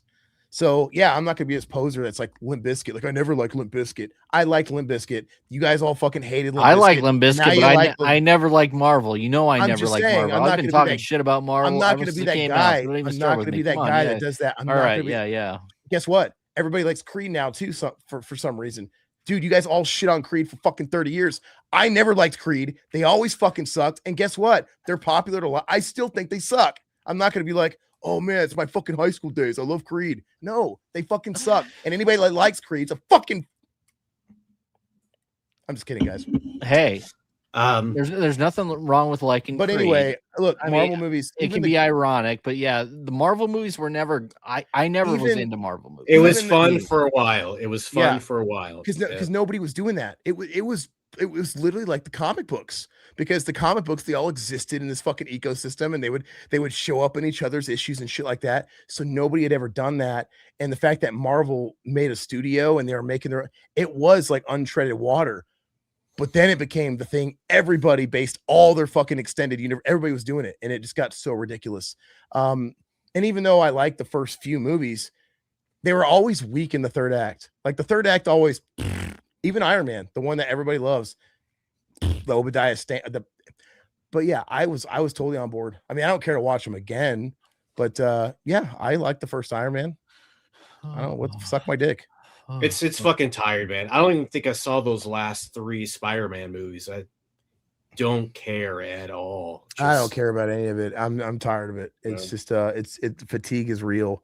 I'm just gonna sit there and die on my island with Batman Returns and be happy.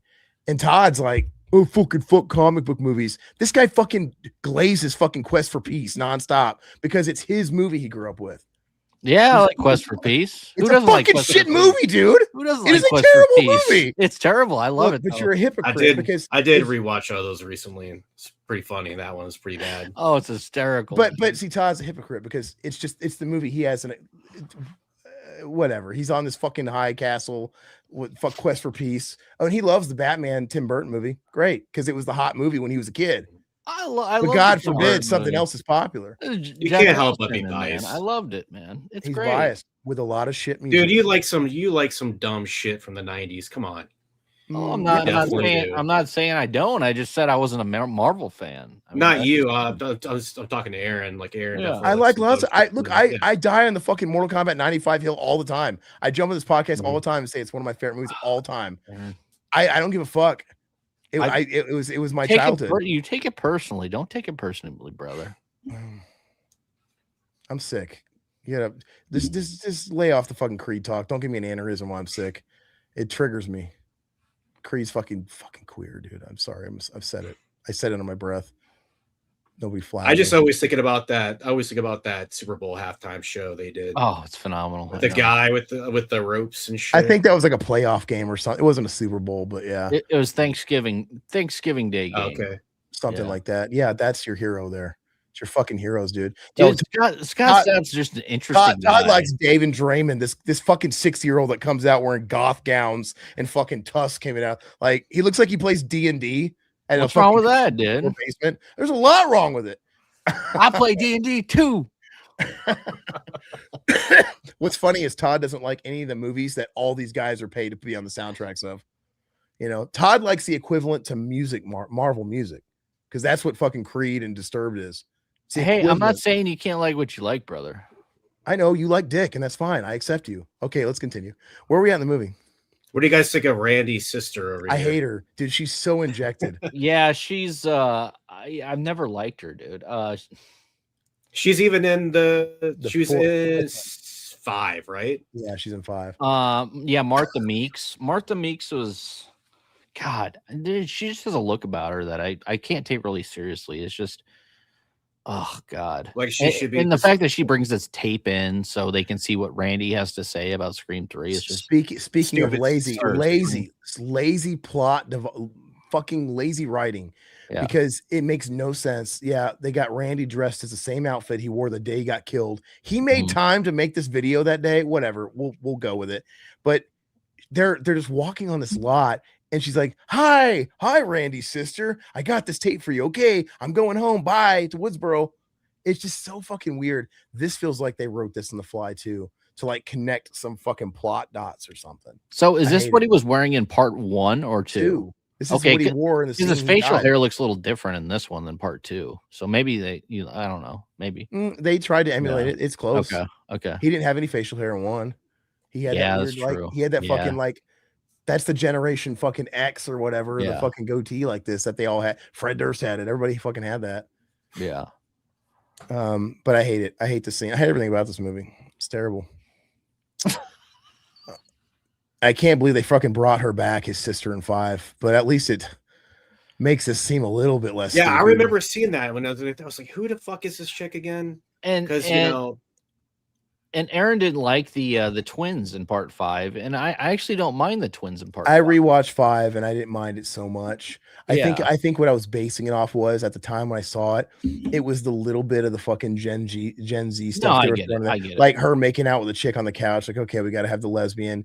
And I thought her brother was okay, but he was just kind of dumb jock. And I didn't like how they both survived. Too many people survived in it.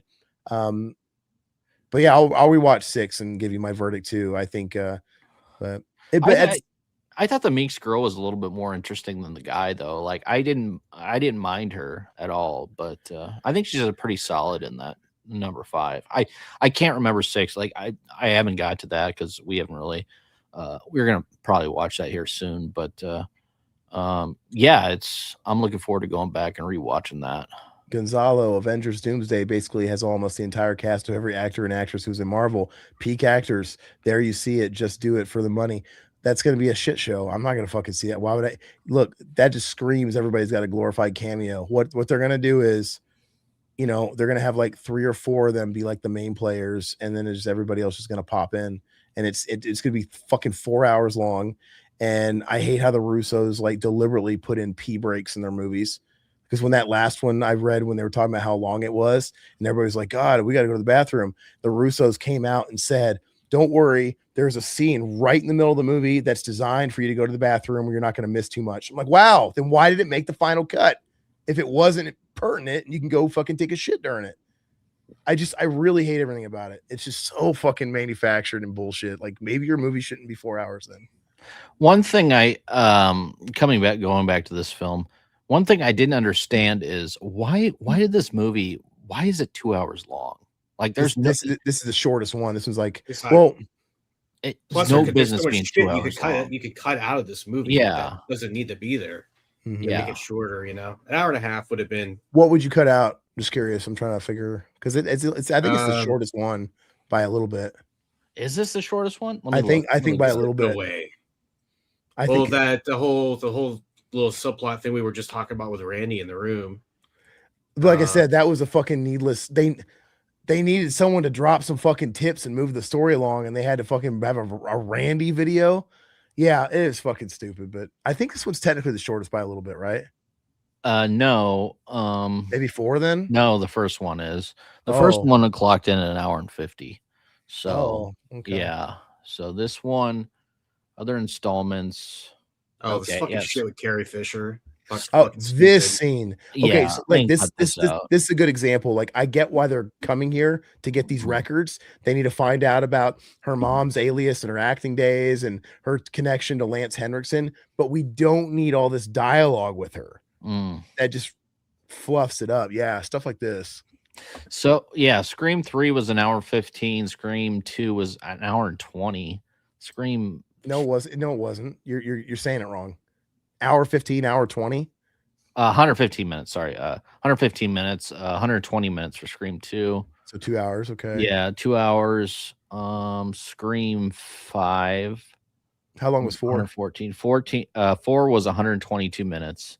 So a little over 2, and then Scream 5 was a little under 114, and then Scream 7 was 114. Yeah, I can't believe they're so long, dude. They're all give or take 2 hours. That's 10 crazy. Minutes. I didn't even realize that. Well, some of them move quicker than the others. I feel like 5 kind of like I didn't have a problem with the pace with 5, but there was a point where I kind of felt like before we get to Stu Macher's house, it kind of felt like because they're at the hospital when Dewey gets killed, that almost feels like we're coming to an end.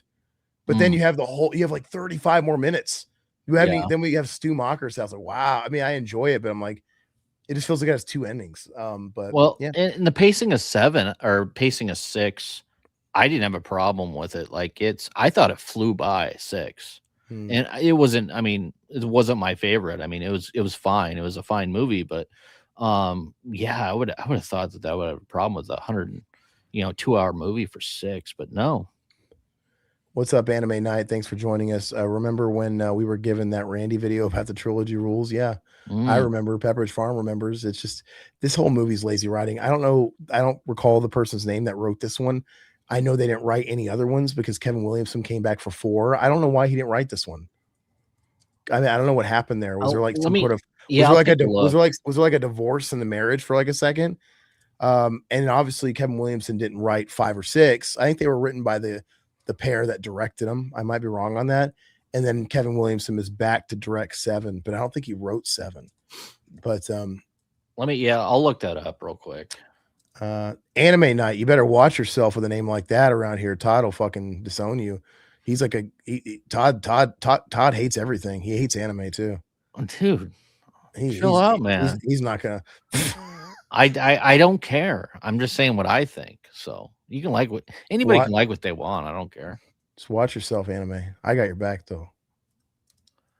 I don't like most anime, but I like some. I'm not trying to ruffle your feathers, Aaron. Does that include She-Hulk? We can only hope She-Hulk's in that fucking abortion of a movie. I did have to watch a couple episodes of the She-Hulk show because the wife would like put them on, and dude, that was bad. Dude, that shit was so bad. That was bad. And yeah, like the you didn't even have to watch it. That meme of her like twerking that summed up the whole fucking thing. Just look at that meme, and it was that bad. What is this Beatles band? It's definitely not Lil Zzz's dope ass single Skibidi DVD. I don't know what you're saying, but you're special. Okay, so Williamson was juggling multiple projects at the time, including Halloween H2O, directing, teaching Mrs. Tingle, and running 2 TV shows.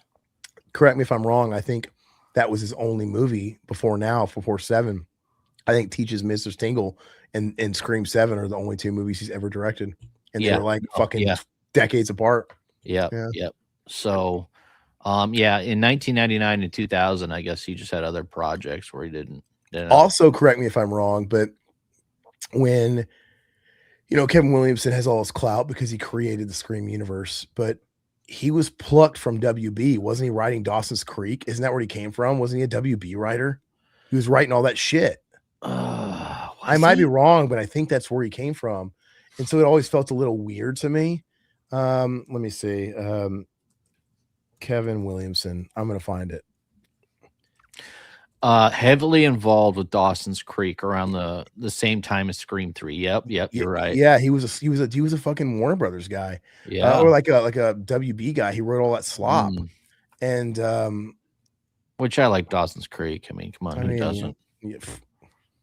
All right. Well, I'm not even gonna take the fucking bait anymore on Todd's fucking shitty taste. I used to watch it. Come on, I used to. All right. Todd's reign supreme on what he likes. My God, fucking James Vanderbeek. And I'm over the map. I'm sorry. A fucking 15-year-old girl map. Yeah, dude.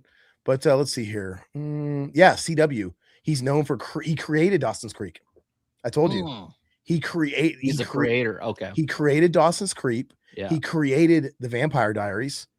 My wife loves that Vampire Diary stuff, dude. So this guy was that's kind of where he got plucked from, because Scream and the WB, they were kind of all coming out at the same time. Like I remember the WB got launched around 96 and shit like that.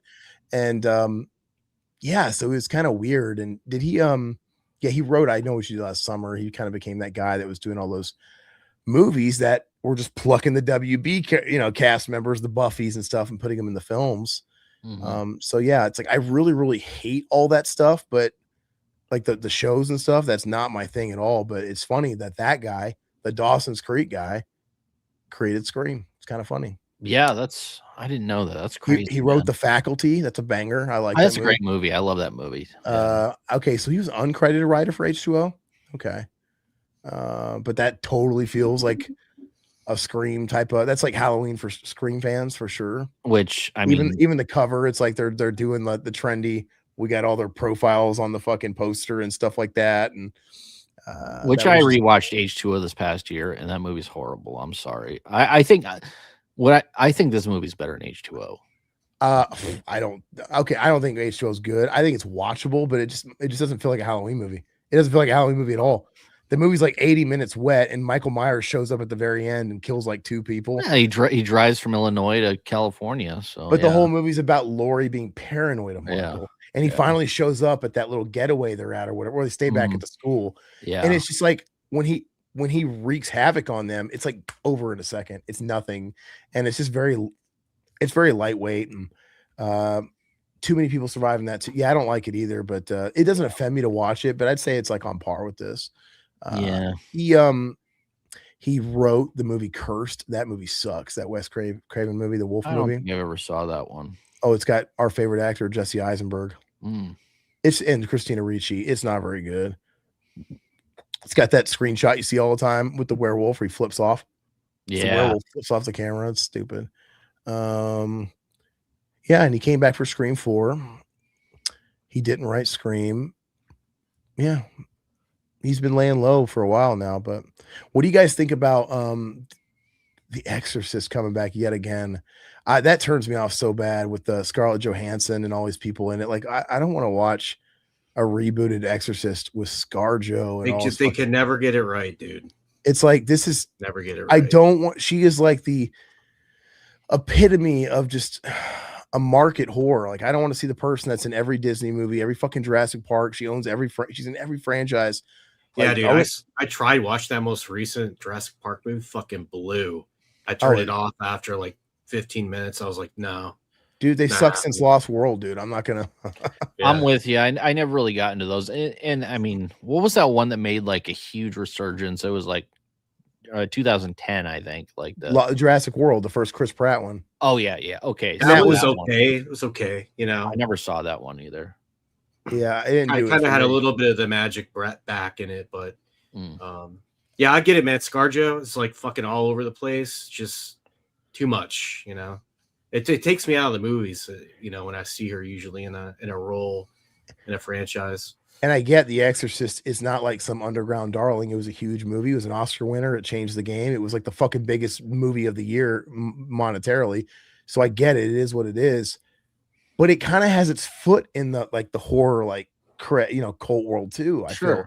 And it's just like I just don't want them mixing water and oil here. Like, I don't want Scarlett Johansson in that. I don't want Lawrence Fishburne in it. I just don't want these people in it because I don't know. Just bringing it back out to horror it out again, you know. Yeah, that franchise, it really hasn't been relevant since 1990 when Exorcist 3 came out. Did you see the Believer, Aaron? That Exorcist? Was that the one that came out? That one came out in 2023, I believe. Yeah, I saw the one that the Halloween guy, fucking David Gordon Green, did. Was that terrible? Fucking horrible. Okay. It was so bad. What about the I'm sorry, go ahead, man. No, I was saying it was so bad it derailed the entire trilogy they were going to do. It was so bad they canceled. I never saw that. That's the one. Yeah. Okay. It was literally. Look, they literally did the fucking James Cameron Aliens. It's like, we're gonna have 2 exorcisms, and they had 2 girls. It was just, and then at the end, it became Sophie's Choice. Like, oh, we got to make this decision. Only one can survive. It was bad. It was so fucking boring. So boring. The TV show the series wasn't that bad. I watched that. I didn't see it. Yeah, it was all right. Yeah, I didn't watch it. I'd recommend that. I'm sure it's better than that movie. That movie was so bad. But David Gordon Green can fucking suck it. We're going back to Stab, it looks like. God, it's just, I don't know. The whole Stab thing really has never done it for me. We talked about this a few times, but in part 2, I thought it was fine I wasn't a fan of the opening of it, but how they actually had, like, you know, the film or the movie Stab, the showing, but the whole production and all this stuff, it's too much. It's too much, dude. I like the opening to Scream 2. I think it's really you good. do. Yeah. Nothing can top the first opening, and I felt like they had to do something different. Like, maybe it's not going to be as good, but now we have to go big with it. It's out in the open, in public, I like it. But yeah, like, I don't want to be. I like watching Luke Wilson. That's just the way the cookie crumbles when they're watching like TV, like interviews. But I don't want to be in it. I don't want to be living in the fucking sets and with all these derpy characters walking around. I really hate Roman, dude. He's so fucking punchable. Yeah. There's nothing about, like, dude, ladies even like him. Is he like a good looking dude or something? He looks like a fucking weird guy. He looks like a weird guy I wouldn't want near me, and I don't want him in my movies. He's just nothing about him. Lance Henriksen looks great though. I mean, yeah. But yeah, I'm with you on that.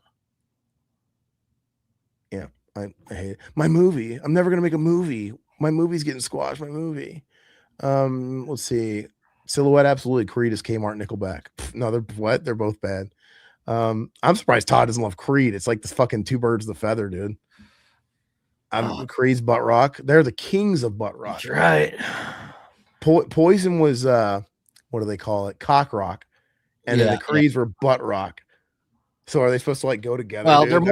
They're more yacht rock now, which I like yacht rock. No, yacht rock is fucking Christopher Cross and Michael McDonald. No, legit. I love them both though. I love Yacht Rock is Three Dog Night, fucking the Doobie Brothers and fucking Christopher Cross. That is not Creed. That is butt rock. Quit trying to fucking clean up their name, their image, dude. They are what they are.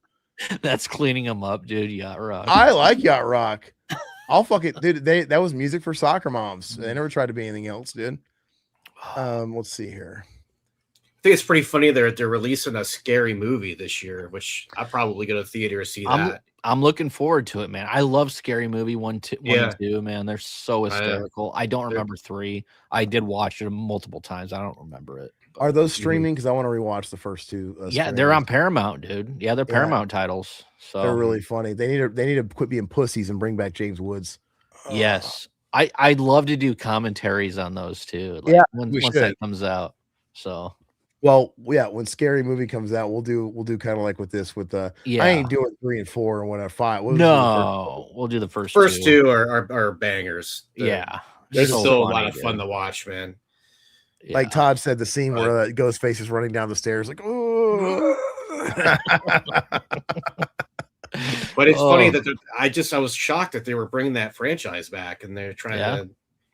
Read the coattails of Scream 7, and I'm like, I'll go to the movie theater to check that out. Well, I mean, the Wayans brothers, I mean, they want to make some money, and it's I don't know, it's gonna help out comedy too. I mean, if they can bring back a certain comedy, they need to make sure the tone's right. They can't sit there and they can't fake everybody out and stuff. They can't fake everybody out and bring back the Wayans and stuff, because like they didn't want anything to do with 3 and 4. And it's clearly not their type of comedy either. So they need to go for broke and bring back that fucking late 90s comedy, raunchy, like unapologetic. I want to see like the fucking dick going through the air. Do it again. Do it again. well, the fact in the first one where he saw that Jock's like Polaroid of its baby dick, dude, I'm just like, what the heck am I watching, dude? This is nuts. It's like, it was off the wall, dude. I loved it. When he's making his girlfriend wear the fucking football pads and uniform, dude. He's the closet case. So funny, dude. Oh, I love it, man. So funny. Yeah, do it again. Do it again. Woo! It just goes through his ears, his dick. It's funny, man. Miss Man. Miss Man, like, just the balls coming out is fucking ridiculous. I mean, it doesn't get much better than that. Yeah. Let's see here. The Weinsteins definitely watched these films. In Scream 4, they ordered West to reshoot the opening because it didn't have a Ghostface call or much of a chase known to most as the alternate opening. The 4 opening is interesting because it's like you're just watching the opening. You're watching the opening of like Stab 6 and 7, and they keep faking you out before you get to the real opening. Yeah. I think it's kind of cool. It's like, what else? They're trying to keep it different. It's whatever. Morbius commentary, when? Never. Madam Web, never. Sorry, dude. Aaron will probably the commentary. Never. It's never happening. I mean, you could give us $100 and it's probably not going to happen. I don't know, for $100 I might do it, but Todd, good luck. Madam Web, I mean, he's just trolling you at that point. We'll probably. Why would you ever do a commentary on that shit? Because he's trolling us. Yeah. Yeah. Good to have you back, brother. King Matthew, I always wondered how Martha was able to even be on set like that. When I first see this, I was like, is she one of the killers? Yeah, it's so just tacked on. Like, she just shows up. She's on this Hollywood set. Nobody really knows she's there. She's like, oh, hi, Martha. This is Randy's sister. It's like what a guest star would pop it. It's like when Mr. McFeely would pop up on fucking Mr. Rogers. Hi, Fred. And he would be fucking gone. He'd give her the fucking mail and he'd fuck off. She just shows up with her fucking Mr. McFeely package and then, all right, bye. And she just walks off set like she's going back home. Like, did she just come here on a Greyhound? And now they're not even gonna be like, hey, you want to go grab lunch or something? You came all this way. Like, what the fuck is going on? It's weird. I bet Aaron's blood pressure is extremely high. No, I'm just fucking around. None of it's real. Satan, we do this all the time, dude. We're like brothers, dude. I mean, I've known him for my whole life. So it's also fake and it's manufactured. Like, we all know the triggers and we go along with it. It's total wrestling kayfabe. Yeah. And we just go along with it. I know when Todd brings up Marvel, that's my cue to fucking go at his throat. And that's me. And when he brings up Creed, he's signaling me to fucking go at his throat about Scott Stapp. Yeah. It's just kayfabe. That's all it is. I mean, I'm very honest in how I feel about it, but it's not really personal. I don't like it's never personal. So, I mean, would I go to see Creed live if you paid me? Yeah, you'd have to pay me, but I would go. It's like, but you're gonna go with me to see Limp Bizkit sometime, though, right? I've already seen him. I'm good. Well, I know, but with me. That sounded really fucking gay, but yeah, I'd go. All right. I would never go alone. I would never go. It would have to be with you. Yeah. Like it takes a lot to get me to go to like shit these days. I don't know if Josh is like that. The older we get, dude, and the busier we get, like I don't. Yeah. And I'm so overwhelmed here in the Phoenix area. I come from like a B market where when something comes to town, it's like an event. All right, I'm going to go to it because like what else is coming here this year? Now it's like I'm beating everything off of the stick. It's like you got tons of stuff to see. I have to say nothing no. to see. I have to say no to like 90% of stuff because I couldn't afford it. And now it's just like, dude, I used to drive long distances to go to shows. Now I'm too lazy to drive fucking 45 minutes to go to a show because I'm just like spoiled and it's just like But I'm going to the Iron Maiden Megadeth. Oh, okay. Nice. I got tickets for that. That'll be interesting. I'm going with a couple friends. Won't be going. But I did go see Alice Cooper and fucking Rob Zombie a couple of years ago by myself. I needed some friends there, dude. It was that crowd is fucking. You ever been to a Rob Zombie concert? Oh yeah. I've seen Rob Zombie like 5 or 6 times. He's a great show. I mean, he's great stage show. Alice Cooper is just as good, man. Even better, I think. I love Alice Cooper. He's amazing. But yeah, I've seen Maiden a few times. I saw Maiden just a year before last. I think and time goes by so fast now. It feels like it was just last year, but it was probably a couple. It was when they were doing the Somewhere in Time, like they've been doing this thing where they split the tour between the new album and a throwback to a classic tour. So it was like the most recent record was with the Somewhere in Time, and I saw them before when they were doing like the most recent record mixed with I think it was Seventh Son of a Seventh Son, which is kind of cool because like literally whatever album it is they're babying, you hear almost that whole album. And so I've seen Maiden quite a few times, and they're always great. They still sound great. Megadeth, God, I've seen the thing with Megadeth is you've seen them once, you've seen them every time. Like you've seen them. I've never seen them, and this is like their last go out. So. And that's good. See them once, but like, dude, I love Megadeth, and it's just Dave Mustaine just stands there. Yeah. And for a long time, they never really changed the set list. They don't really do much. There's not much of a show or a light. I'm like, I need a little more. But it's the last hurrah for Dave Mustaine, and he played that gimmick. He got his first #1 album. It only took him to use Metallica to do that too, because they covered the Metallica song, and that's what all the news is about. You're covering a Metallica song. He got his #1. He wrote it, so I'm just kidding. I don't know. Eddie was talking shit about Enter Sandman, I think, too, wasn't he? About how it's like he always does. He talks shit about everything. He talks shit about everything, dude. He's so funny. He's great, though. He never got over getting kicked out of that band. But even I'm kind of tempted to see him on their last hurrah, like if I can. But even though I'm over it, and Dave's kind of like, he doesn't sound the greatest and stuff like that. If I saw him, if he came here, I'd definitely go see him. We saw Megadeth with Rob Zombie. Remember that? Yeah. I've seen him a handful of times. And Only Human. Don't know if you guys already discussed it, but there was supposed to be an entirely different plot for this movie. Everything changed after Columbine. Yeah. We were kind of talking about that with the whole Stu stuff with Stu in the mental hospital, and he was pulling the strings for some of the killers or something. But tell me if I'm wrong. I don't know 100% on that. So maybe they just needed a breather in general, because it's like we can't have any debt because these all involve killing. Who posted that? That was Only Human. Only Human. Let us know. Fill us in, because I've heard bits and pieces of this. So what it sounds like to me, and I might be wrong,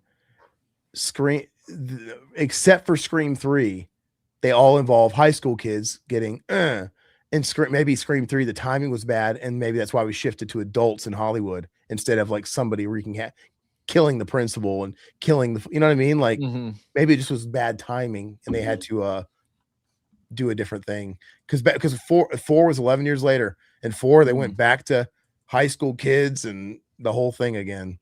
Yep. So I think it's what it sounds like.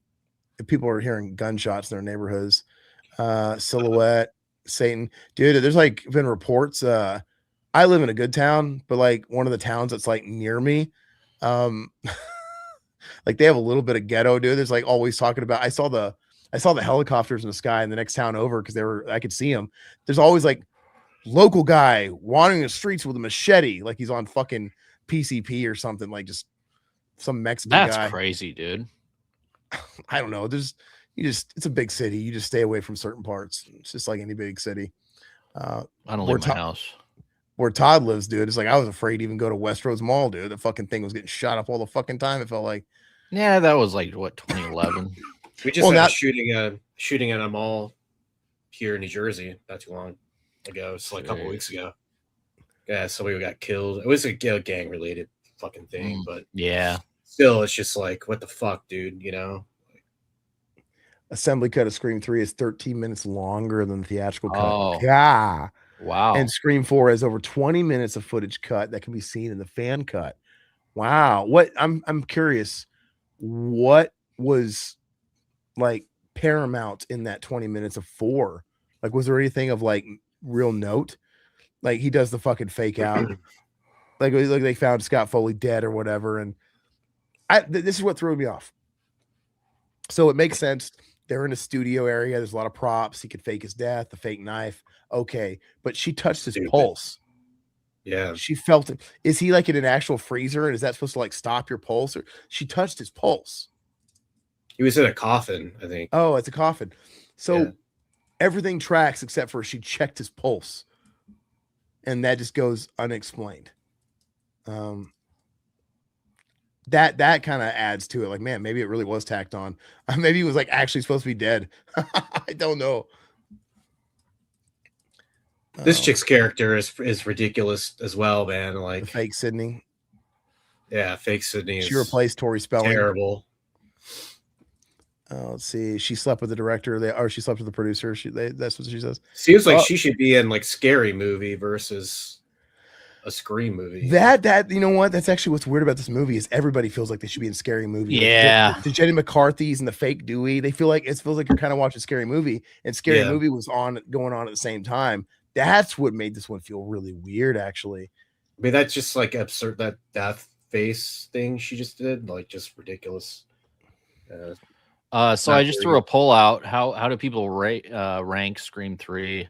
Top G, mid, or butt gravy? I'm curious to see what people have to say about 3, because it does have its fans, and you like it. No, I totally get it. I mean, people like their own stuff, and just not. We couldn't even fucking begin to win an argument on TikTok. I really think it's a generational thing. I think so too. Because like if we come on like YouTube, the polls and the feedback we get on streams, it could be completely different. Then you go on TikTok and it's just otherworldly different. And I think it literally is like a little bit younger of a demo that to them, maybe Scream 3's retro. Maybe they kind of discovered all the Scream movies at the same time when they were like little. They kind of grew up with all of them equally.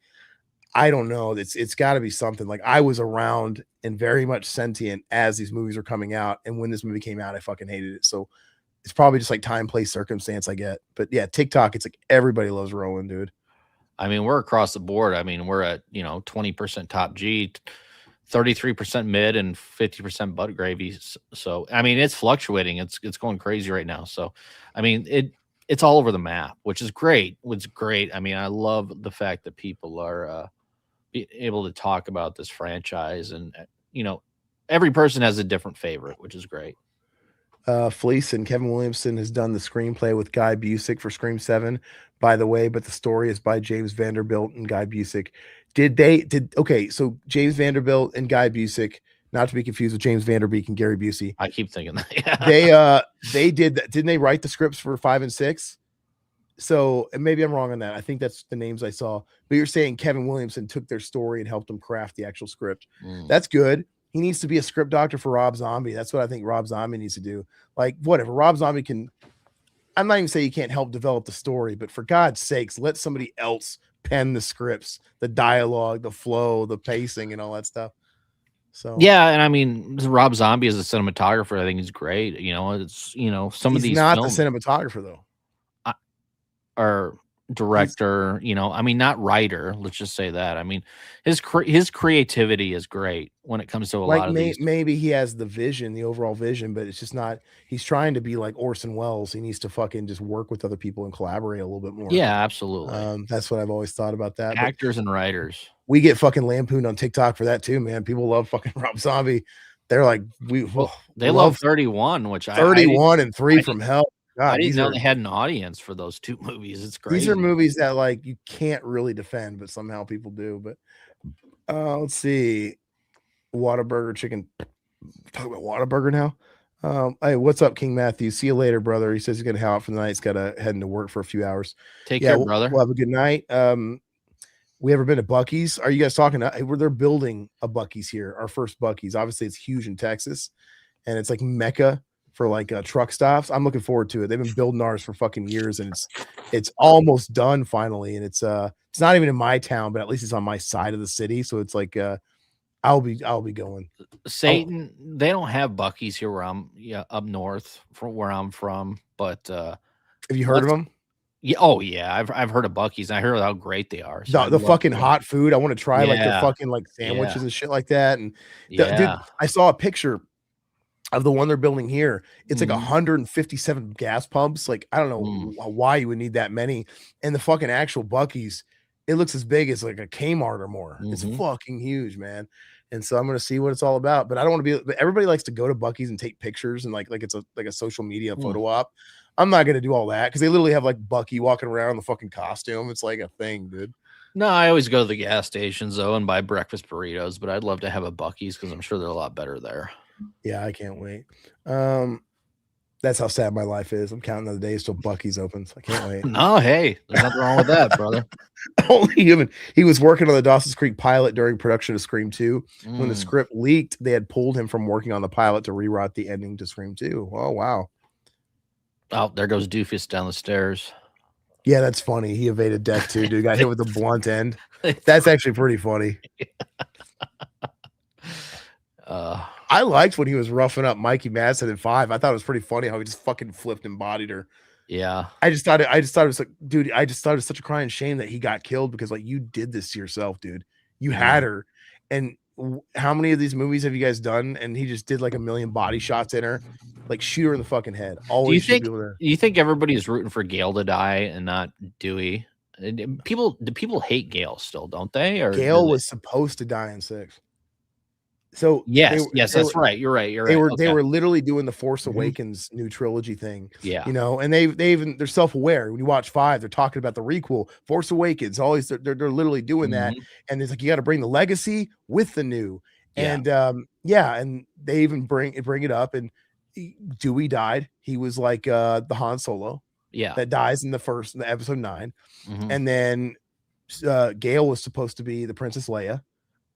But then Sidney wasn't in the movie. They had contractual shit and they didn't have Sidney, so they didn't want to kill off Gale, like the one legacy person. So she survived again, which is stupid. So I kind of feel like they've abandoned that now. I don't know if like they'll kill off somebody in 7 or not. But what I want to know is, Josh, what would you rank the Scream franchise from best to worst? He's in the middle of rewatching. Oh, I'm sorry. You're eating, dude. I'm sorry. He's in the middle of rewatching too.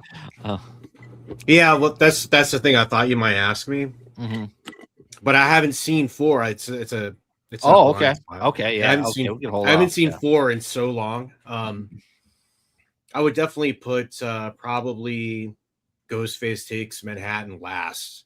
Okay, over this one actually. Okay, so it's probably like 1, 2, 3, 5, 6. Okay, and then 4 is would, so really kind of the. Okay. In order, you know. Sure. I get the feeling you'll like 4 better than. I have a feeling Josh might like 4. Okay. Yeah. I'm still gonna watch it. I'm gonna watch it probably over the weekend. I remember 6 was just a letdown because it wasn't really Ghostface and Takes Manhattan. Like we didn't have very much Ghostface in Manhattan, and they kept marketing it that way with like a skyline and all that shit. And you know, we had that little bit of teaser. I was just thinking to myself when I saw the teaser for that, I was like, they're gonna pull a Jason Takes Manhattan. I guarantee 2 seconds. And they sure as hell fucking did. You know, we had a couple of exteriors, a couple of B-roll shots, Quickie Mart where he's in the Quickie. Yeah, and that's the one tease where he's in there and you got the shotgun. Like, holy shit! I'm like, that's what I was hoping the whole movie was going to be, like a totally like all bets are off Ghostface that doesn't play by the rules. He's got a fucking shotgun and he's like Maniac. He's like. You know, he's like Maniac, and it's a gritty ass movie. This guy going in Central Park and fucking gunning down people on Lovers Rock, dude. Like, whoa, that could have been cool. And it just turned into a generic Scream movie. Like, you guys fucking had it. Well, that's why I'm hoping this new one's not crap, because I mean the trailer I think looks cool. I mean, he's stabbing people through the walls, Ghostface. He's burning down Sidney's house, in the trailer. It's like good. I don't know if you guys saw it. I mean, I assumed you did. I haven't seen the trailer. But I thought the trailer was very mediocre. Mid. The whole tone I thought looked good though, compared to some of these other Scream films. I'm sure there'll be a much better trailer coming out, but yeah, it didn't catch me. Okay. I have very little expectations. Like I just want like a passable slasher movie. Like I know what I'm getting into with Scream. I don't think it's going to be, I'm not expecting a movie that's like the first movie. I just want to have a good time and watch a fucking slasher movie in the theaters. I don't care if it's like a 6 out of 10. Like, be better than 6. Be better than Scream 6, though. Yeah, but even Scream 6, like I'm like, you know what? Yeah. I got what I wanted. It's fine. I didn't expect anything. Yeah. 6. Did you guys see Hard Eyes? No, I haven't seen that yet. No, it's stupid, but it's a very traditional slasher in a lot of sense of the basic sort of slasher. But if you haven't seen it, check it out. You might find it's funny. It definitely has like a Scream ripoff vibe going on there. So, it's like a My Bloody Valentine sort of thing. I think it's funny in 5 when you say that in 5. More like Scream. Oh, remember in 5 where what's his fucking face in the movie? I already forgot his name, but Jack Quaid, when he's talking to his girlfriend, he's playing dumb, like he doesn't know like the Stab franchise, and she's describing it, and he's like, so like Halloween, like no, I guess it is like Halloween. It is funny, like guys talking to kids or whatever. I think that shit's kind of funny, all that stuff. Only Human, Kevin wrote a treatment for H2O, but he didn't write the script. A lot of what was in his treatment ended up in the final product. He was supposed to get a writing credit, but Dimension fucked him over. Oh, that stuff is the rules of screenwriting credit is really finicky. From what I always understood, the guy, maybe it's just production by production, and a lot of it's just like favors and political bullshit on who gets credit. But I think the classic way was always whoever wrote the first draft or treatment got the credit. Oh, okay. And sometimes if there's significant rewrites, you'll see a movie like X-Men 2. Mm-hmm. I know Todd's fucking boiling inside when I reference X-Men 2. Really, no. But X-Men 1 was written by David Hayter. X-Men 2 was written by David Hayter and fucking 12 other people. Like, look how many fucking writers wrote that damn thing. That's where it starts getting political and shit like that. Like, I guarantee you, a guy like, I'm sure there was just as many people punching up and doing stuff for the first movie, but only David Hayter got the credit because he wrote the first draft. But something changed in the second one. So, like Stallone wrote Rocky. Well, he always says he wrote Rocky, all the stuff that he did, but he just writes the first draft. He talks about like I do freehand. He writes with a pen. He doesn't even write on typewriter. He writes all his drafts on pen. No shit, because he just does one draft and he's done. Yeah. It's just like he's not gonna fucking write every fucking pass on or whatever.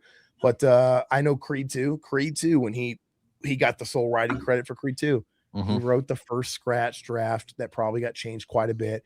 He wrote the general framework and he passed it off to somebody else, but he got the credit because he wrote the first draft. So I don't know how they fucked over Kevin for the first draft of H2O.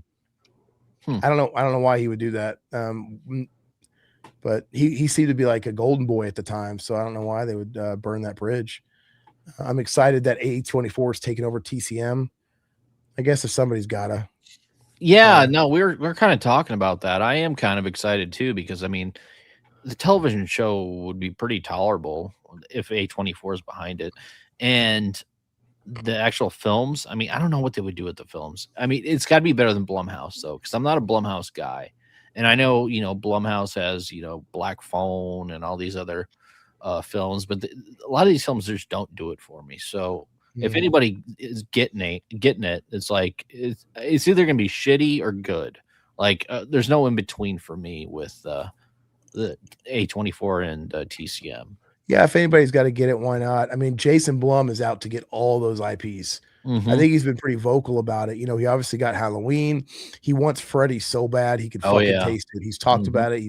He's always trying to fucking get that, and I'm sure eventually he will. And yeah, I would rather Freddy go to A24. Yeah, because yeah. Mm-hmm.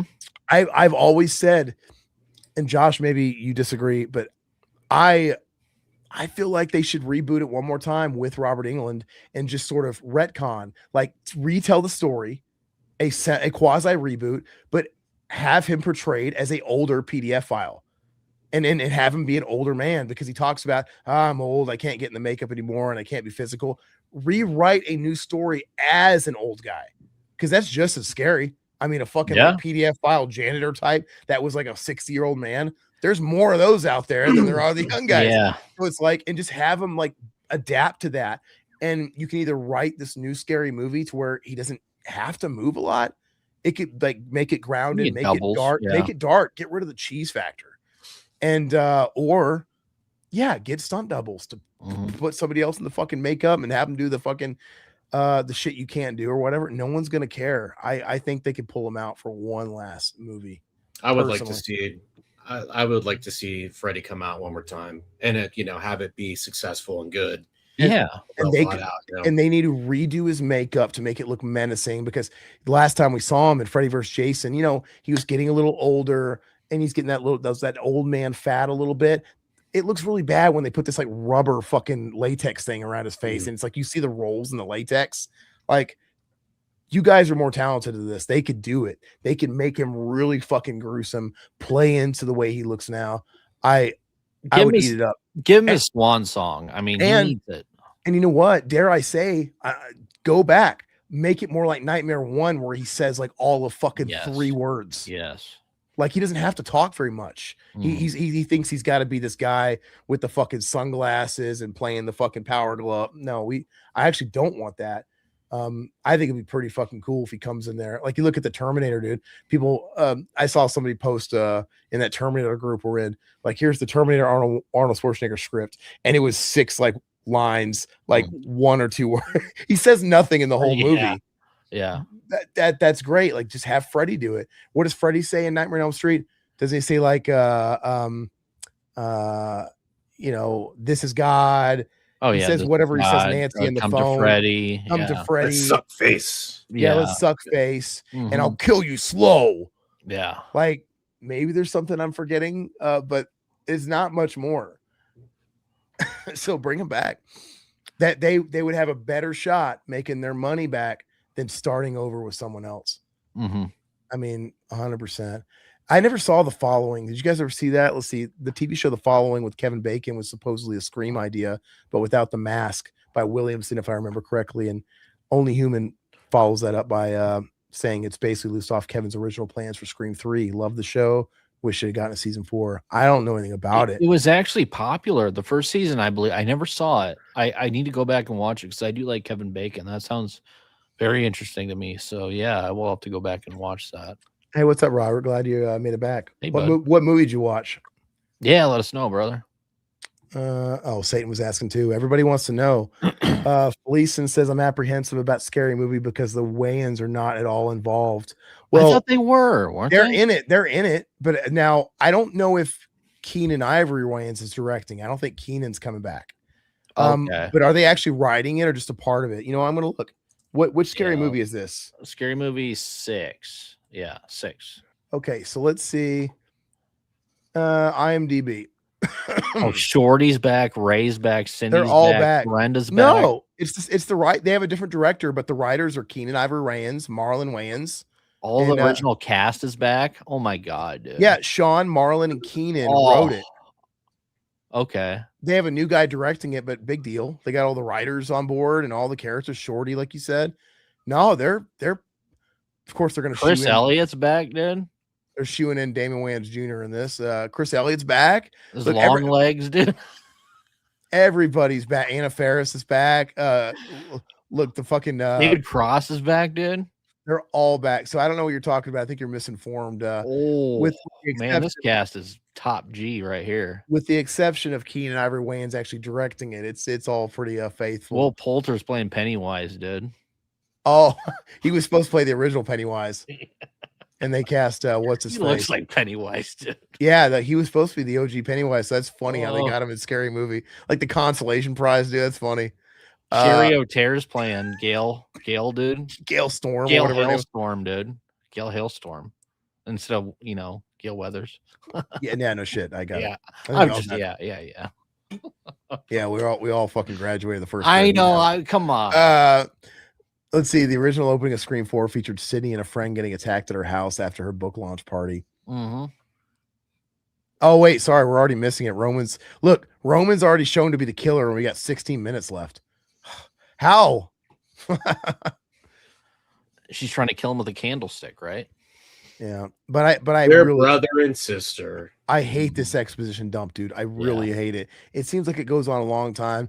Like we got to hear all his trauma dump about going to find his mom, the slut Maureen, and people give Roman credit because they say, well, Roman, he killed more people than any other single girl. Yeah, kill everybody. He technically does because he's one killer and he did it all himself. But when you know it's just the one killer and you go back and watch it, it is a little less. There is no like, it's not confusing. It's pretty odd. When there's two killers, you're always like thinking, well, who could have done this one if they were there or were there? I don't know. It just, I don't know. I don't know why none of these guys just don't fucking blast these guys, dude. Ghostface couldn't exist in Arizona, dude. Everybody's packing them down here. Yeah, you would think. I mean, well, he has to go for high school kids because literally everybody out here is strapped. And I never understood. Sorry, I never understood the logic that maybe not like in the case of this, but have you ever noticed that once they unmask themselves and reveal their identity, they like lose their superpowers?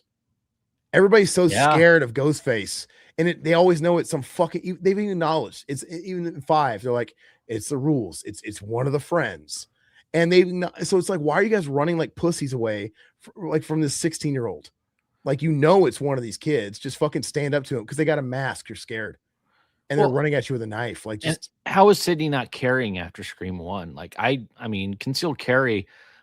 I would do it whatever it took to, I'd be scared shitless of this. She mentions in 5 that do you have a gun? When Dewey calls her and tells her as a Ghostface, he's like, I'm Sidney fucking Prescott. Of course I have a gun. Yes. She says that in 5. Yeah. Now whether that's a conceal and carry, I don't know. Maybe she's like got one in her lockbox next to her bed. Yeah. I don't know, but everybody should have a gun, and it just doesn't make any sense. But yeah, everybody runs like a bitch when Ghostface has a mask on. But as soon as the mask comes off, people are like not as scared. I don't understand it. Clothesline that fucking little dick and just. Yeah, I don't know. They do the same thing with Chucky, though, to be fair, too. It's like Chucky is like a foot tall. Like, why are you guys all running from Chucky? Just fucking drop kick his ass. That's by the devil, dude. So what do you punt his ass? Yeah. He's demonic.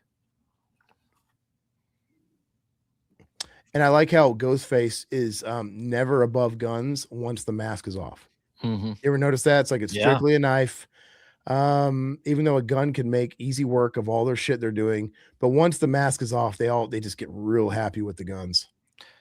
One thing we didn't ask Josh: who is your favorite Ghostface? Ghostface Killer. Ghostface Killer.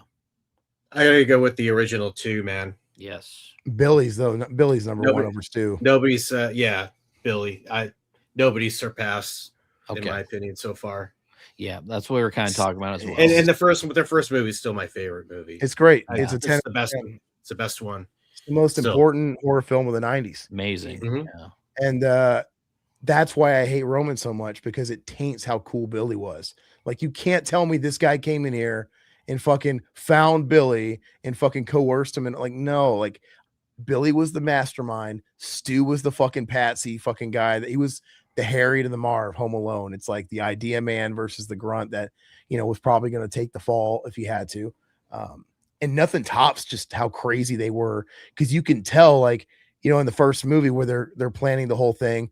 Okay, not too deep. They're going to cut each other to make it look like they were the survivors. You can almost, when Billy is just like stabbing the fuck out of Stu, it doesn't come off like as planned. Mm-hmm. It comes off like in the middle of Billy talking to Sidney and proclaiming his passion for the movies and how they're not to blame. He's like stabbing the fuck out of Stu. And I think he's like literally, it's like a drug addict that gets a taste of crack. And he's like, I can't stop him. It's so believable, dude. No, I totally get it. Can't stop himself. Mm-hmm. And all these other guys weren't crazy like Billy. Yeah. I thought the Mickey character from the last movie, like I wasn't. I like Mickey. I'd say Mickey's my third favorite. Yeah. I didn't care for it. I like I like Timothy Oliphant too. But I don't know. When he played it didn't do it. I like how he although I do like Scream. I do like Scream too. I do like that one. I like how they just found Mickey on a forum, a psycho forum, and he was just this guy obsessed with the trial. You know, everything's very topical. It's like it's all about the trial. Like Billy and Stu didn't want to get caught. I want to get caught. Like, guys. So I don't know. I like great, but yeah, I'm with you on. Yeah, he's fine. He's good, but he's not great in my opinion. Silhouette, thank you, brother, for the $10 super chat. Yeah, it's good chatting with you too, man. You're out of here. Well, the movie's about done. Yeah, I appreciate you rejoining the membership. If anybody's interested, we do have a membership as well. We do members only commentaries once a month, and yeah, it's been a lot of fun, man. I appreciate you, Silhouette. Thanks for coming back. Hope you're feeling better, brother. What we're gonna do next? It's probably gonna be a palate cleanser from all the Scream stuff. I want to do Barbed Wire. I'm not saying it's gonna be the member commentary, but for some reason I got this inkling to do Pam Anderson Barbed Wire. We still need to watch that. Yeah, for everybody. I remember seeing that in the theater in high school. Yeah, what was it like as an adolescent? It was stupid, you know, whatever. We were just like, oh, look at her tits, basically. But we snuck into the theater after seeing another movie. We just, you know, made our way across the hallway, went in there and snuck in there to see it. And we weren't impressed even in high school. I mean, I was probably like 15 or something when it came out. Yeah. And it was trashy movie. If you just want the TNA, watch Snapdragon, dude. Snapdragon. I haven't seen that one. Oh my gosh. It's an after hours flick. And you can buy it from like MVD or whoever put that out for like $3 to $5 on sale. Yeah, he was telling me about that. It stars for gosh, what is her fucking name? Chelsea Fields. You know, Miss Scott Bakula, yeah, and also the guy from Scarface, the chainsaw guy, the partner, you know. He's like the main guy, the cop, and it's literally just an after hours Skinamax flick where there is a plot technically, but it's all about the TNA scenes. And this is Pam post Playboy, but before Baywatch. Oh, before she was a bunny first. Yeah. A Playboy, and then she got the TV show. So it was right in between that, and this is her first film she did. She bears it all, man. But it's like a Cinemax after hours where you see a lot of ass, you see a lot of tea. You don't see any fucking, you know, you don't see it's Cinemax, but you see enough. And it's a lot of those like sensual fucking, like you see a lot of fucking necking Scarface ass, dude. Yeah. Just pumping away, dude. But it's just there's something about that damn movie. For $3, it's watchable too. It's not a good movie, but it's I should have got it for $3. It's absolutely watchable. And there's called like Snapdragon. Snapdragon. Nice. So as we're coming to the end of this film, I want to go to the polls real quick. So let me end this poll. The final, how do you rank Scream 3? The winner is Top G with 38%. How do they all round up? Mid 31%, butt gravy 31%. Oh, so it was pretty split. Top G, literally like probably one vote fucking split that. One vote split that. Let's end this poll. It's Top G in a lot of people's eyes. So thanks for voting in this. But yeah, people love it, man. And I don't blame him. To each their own. I do. Go watch Creed too, but you know, you guys like Scream 3 the best. I'm just kidding. Satan, after the stream, I'm going to watch The Fanatic again. I hated it the first time, but Aaron made me think twice about it. I still need. Oh no, The Fanatic. That we have to do. The Fanatic. I've never seen it. It's that Fred Durst movie, right? Oh yeah, John Travolta. Did we do a commentary on that? Did you join us for that? Me and Zach back in the day. I feel like we did that together. Like maybe I would just remember watching it. I feel like we did it together. I feel like you were on that too. And but that was all audio. We're totally cool with redoing this stuff with video format. And maybe that should be the member commentary, dude. That's a great commentary movie. You know what? That sounds like a member commentary. Yeah, I think we should. And it's a fun watch. It's a good bad movie, dude. Yeah. So yeah, Satan, I think you just gave us a great idea. Robert says he watched The Dead 2 on DVD. It was so good. Hey, that reminds me. Did you see that they're yet again making an adaptation of House of the Dead? This time by Paul W.S. Anderson. They're taking it away from the bootleg video game adaptation guy, Uwe Boll, and giving it to the A-list guy, the other guy that does the video game adaptations. Okay. It's just crazy. That really is his bread and butter, man, is doing those like high dollar video game adaptations. Fleece and I still think that the alternate opening of Scream 4 where Marnie witnesses her friend being brutally murdered on the couch was such a brutal Ghostface kill. It was supposed to be 4 kids from a drama club trying to get famous. Allegedly, Stu was grooming them from prison to carry on the Ghostface legacy. Okay. However, Kevin denies that was his original plans. Already 60% butt gravy. That fucking too bad. I didn't the poll. It won. It clearly, top G, man. Didn't go my way. Robert's is top G. Robert loves this movie. There you go, brother. Satan says butt gravy, my man. To be honest, I think the Stu connection was added by Aaron Kruger and West before they tossed that idea entirely. That would make sense why Kevin wouldn't know about it, and Matthew claims it to be true. That's why this franchise is so interesting. Is there's so many rewrites. I mean, there's so many people involved with this. I mean, I'd love to see some of these other rewrites, but we'll probably never see them. What's up, Joshua 7621? I don't know how I feel about them bringing Sidney back. I mean, they brought her back the last couple. Well, she wasn't a 6. Well, they had to, man. That was their trump card. Yeah, that was the whole drama. Is they wanted her back from 6, but they weren't going to pay her what she wanted, or she felt she was worth. Mm-hmm. So, I mean, honestly, the studio was holding all the cards because now they had a huge star on their hands with Jenna Ortega. Because when they got Jenna Ortega and Scream 6, she was bubbling but cheap, and then she fucking blew up. It's like, we got Ortega locked in, so we don't need you anymore. And as soon as they lost her, and they could say all they want about Melissa Barrera, Ortega was the bigger star now. And I could have seen them maybe like writing in her favor with the script. But once they lost both of them, because she left in solidarity after Barrera got fired, then, now the ball was in Sidney's court. So they had nothing else. Like, well, the fact that they killed off Mikey Madsen, dude, and now she's like, I mean, didn't that movie? Now she won an Oscar, I think. I think she won an Oscar. It's like won an Oscar for that. They could have had her for like three different movies, but they killed her off way too quick. Woulda, coulda, shoulda. Yeah. I don't know how I feel about. Oh, sorry, I said that. 31 is a masterpiece compared to Scream 3. Oh my god, I wouldn't go that far. Hell no, Satan. No. 31 is like not watchable. No. You're right. Kevin Williamson has always distanced himself from the cult of Ghostface OG Scream 3 idea, but Matthew Lillard is on video saying he got paid for Scream 3 despite it. Oh, so it's like Marlon Wayans as Robin, the whole Batman Forever thing, or Batman Returns, because Marlon Wayans says he still collects checks because he had a contract. He was in Batman Returns and they scrapped it and did a rewrite. Thank God.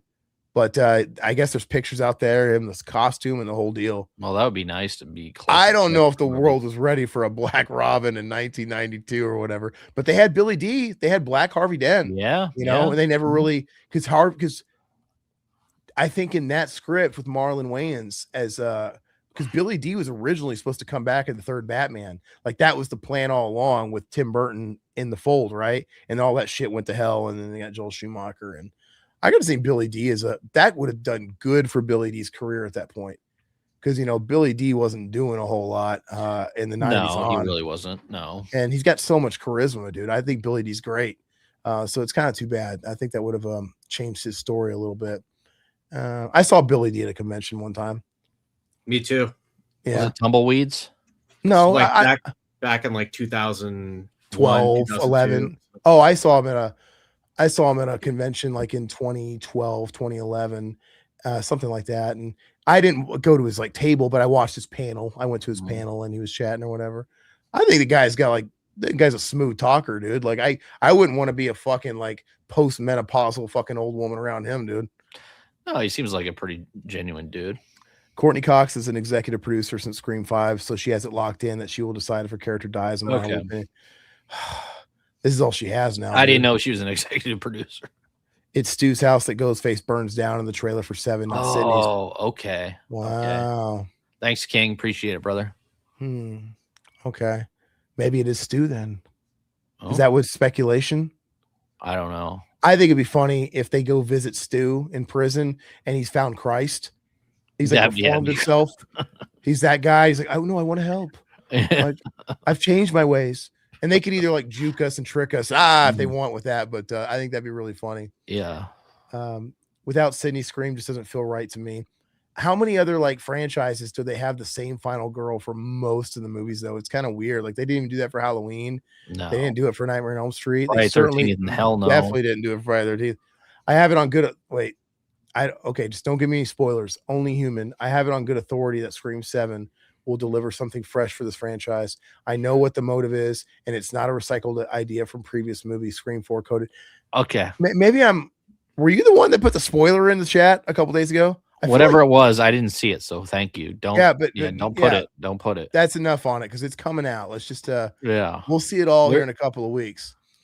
Come back and we can talk about it. Robert, Blumhouse is very hit or miss with me. I agree. I stand corrected on the new scary movie. Yeah, Fleeson, you were dead wrong. We came at you with facts. They need to put James Woods in that thing, dude. Yeah. King Matthew, Roman had the pain tolerance of Mickey. Also, Roman's scream was actually real when Sidney stabbed him with the ice pick because Nev actually stabbed Scott for real. She stabbed him with an ice pick. Was that at least like a prop, dude? And she went all too hard with it. That would have been cool. Yeah, later, Silhouette. Appreciate you, later, man. Brother. I'm just trying to wrap up the comments here. It's like Dewey says in Scream 5, it's just another idiot in a ghost face mask. I love that too in 5 too, where like there's no fucking around anymore. They seek out Dewey at his trailer, and he talks to him. He's like, okay, let's get this straight. Like that guy, how long have you known him? It's always the boyfriend. Yeah. Like, what the fuck? And I love it at the end. It is like it's always the boyfriend. You idiot. Like it's like he's like Stu. Fucking he called it from the second we saw him. Smartest person in the movie. And he does. They see him. It's like he fucking calls the whole fucking thing. And I don't know. Yeah, I like 5. After I watched it again, I'm like, it's pretty good. Yeah. The only 2 I own are the first and the 5th one, actually. Fleece and even Emily Mortimer stabbed Sidney, thought while filming she was a second killer, and most of us think she was always meant to be. Okay. I never understood in this movie, Parker Posey.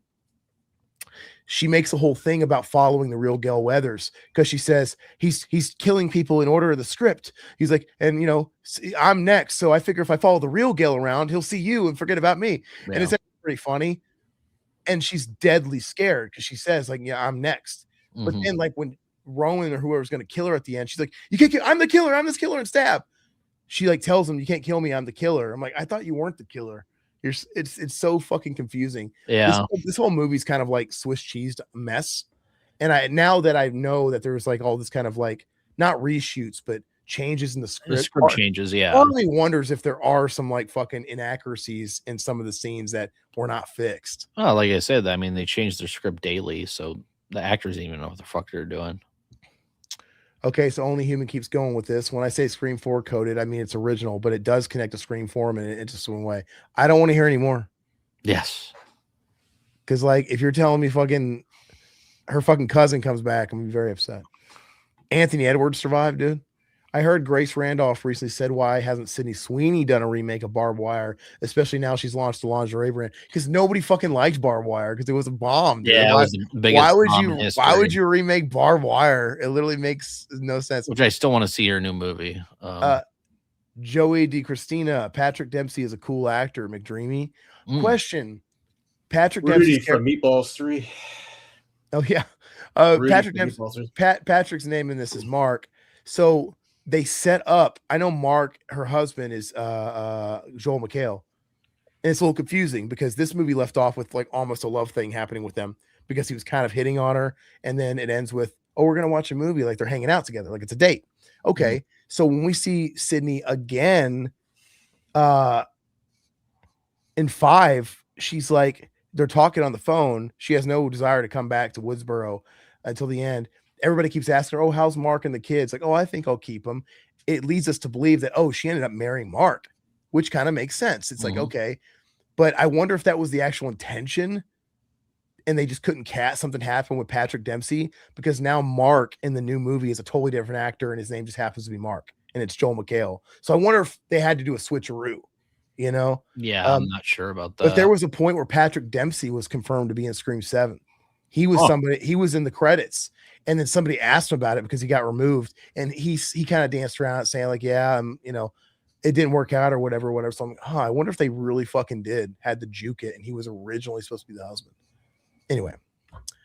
No. I just found your guys' YouTube page tonight. I love sharing fun facts about Scream, but I'd never spoil, just build the hype. We appreciate it. Yeah, we appreciate you, man. Well, if you dug this, we're like I said, we've done Scream 1, we've done Scream 2 in the last couple of weeks.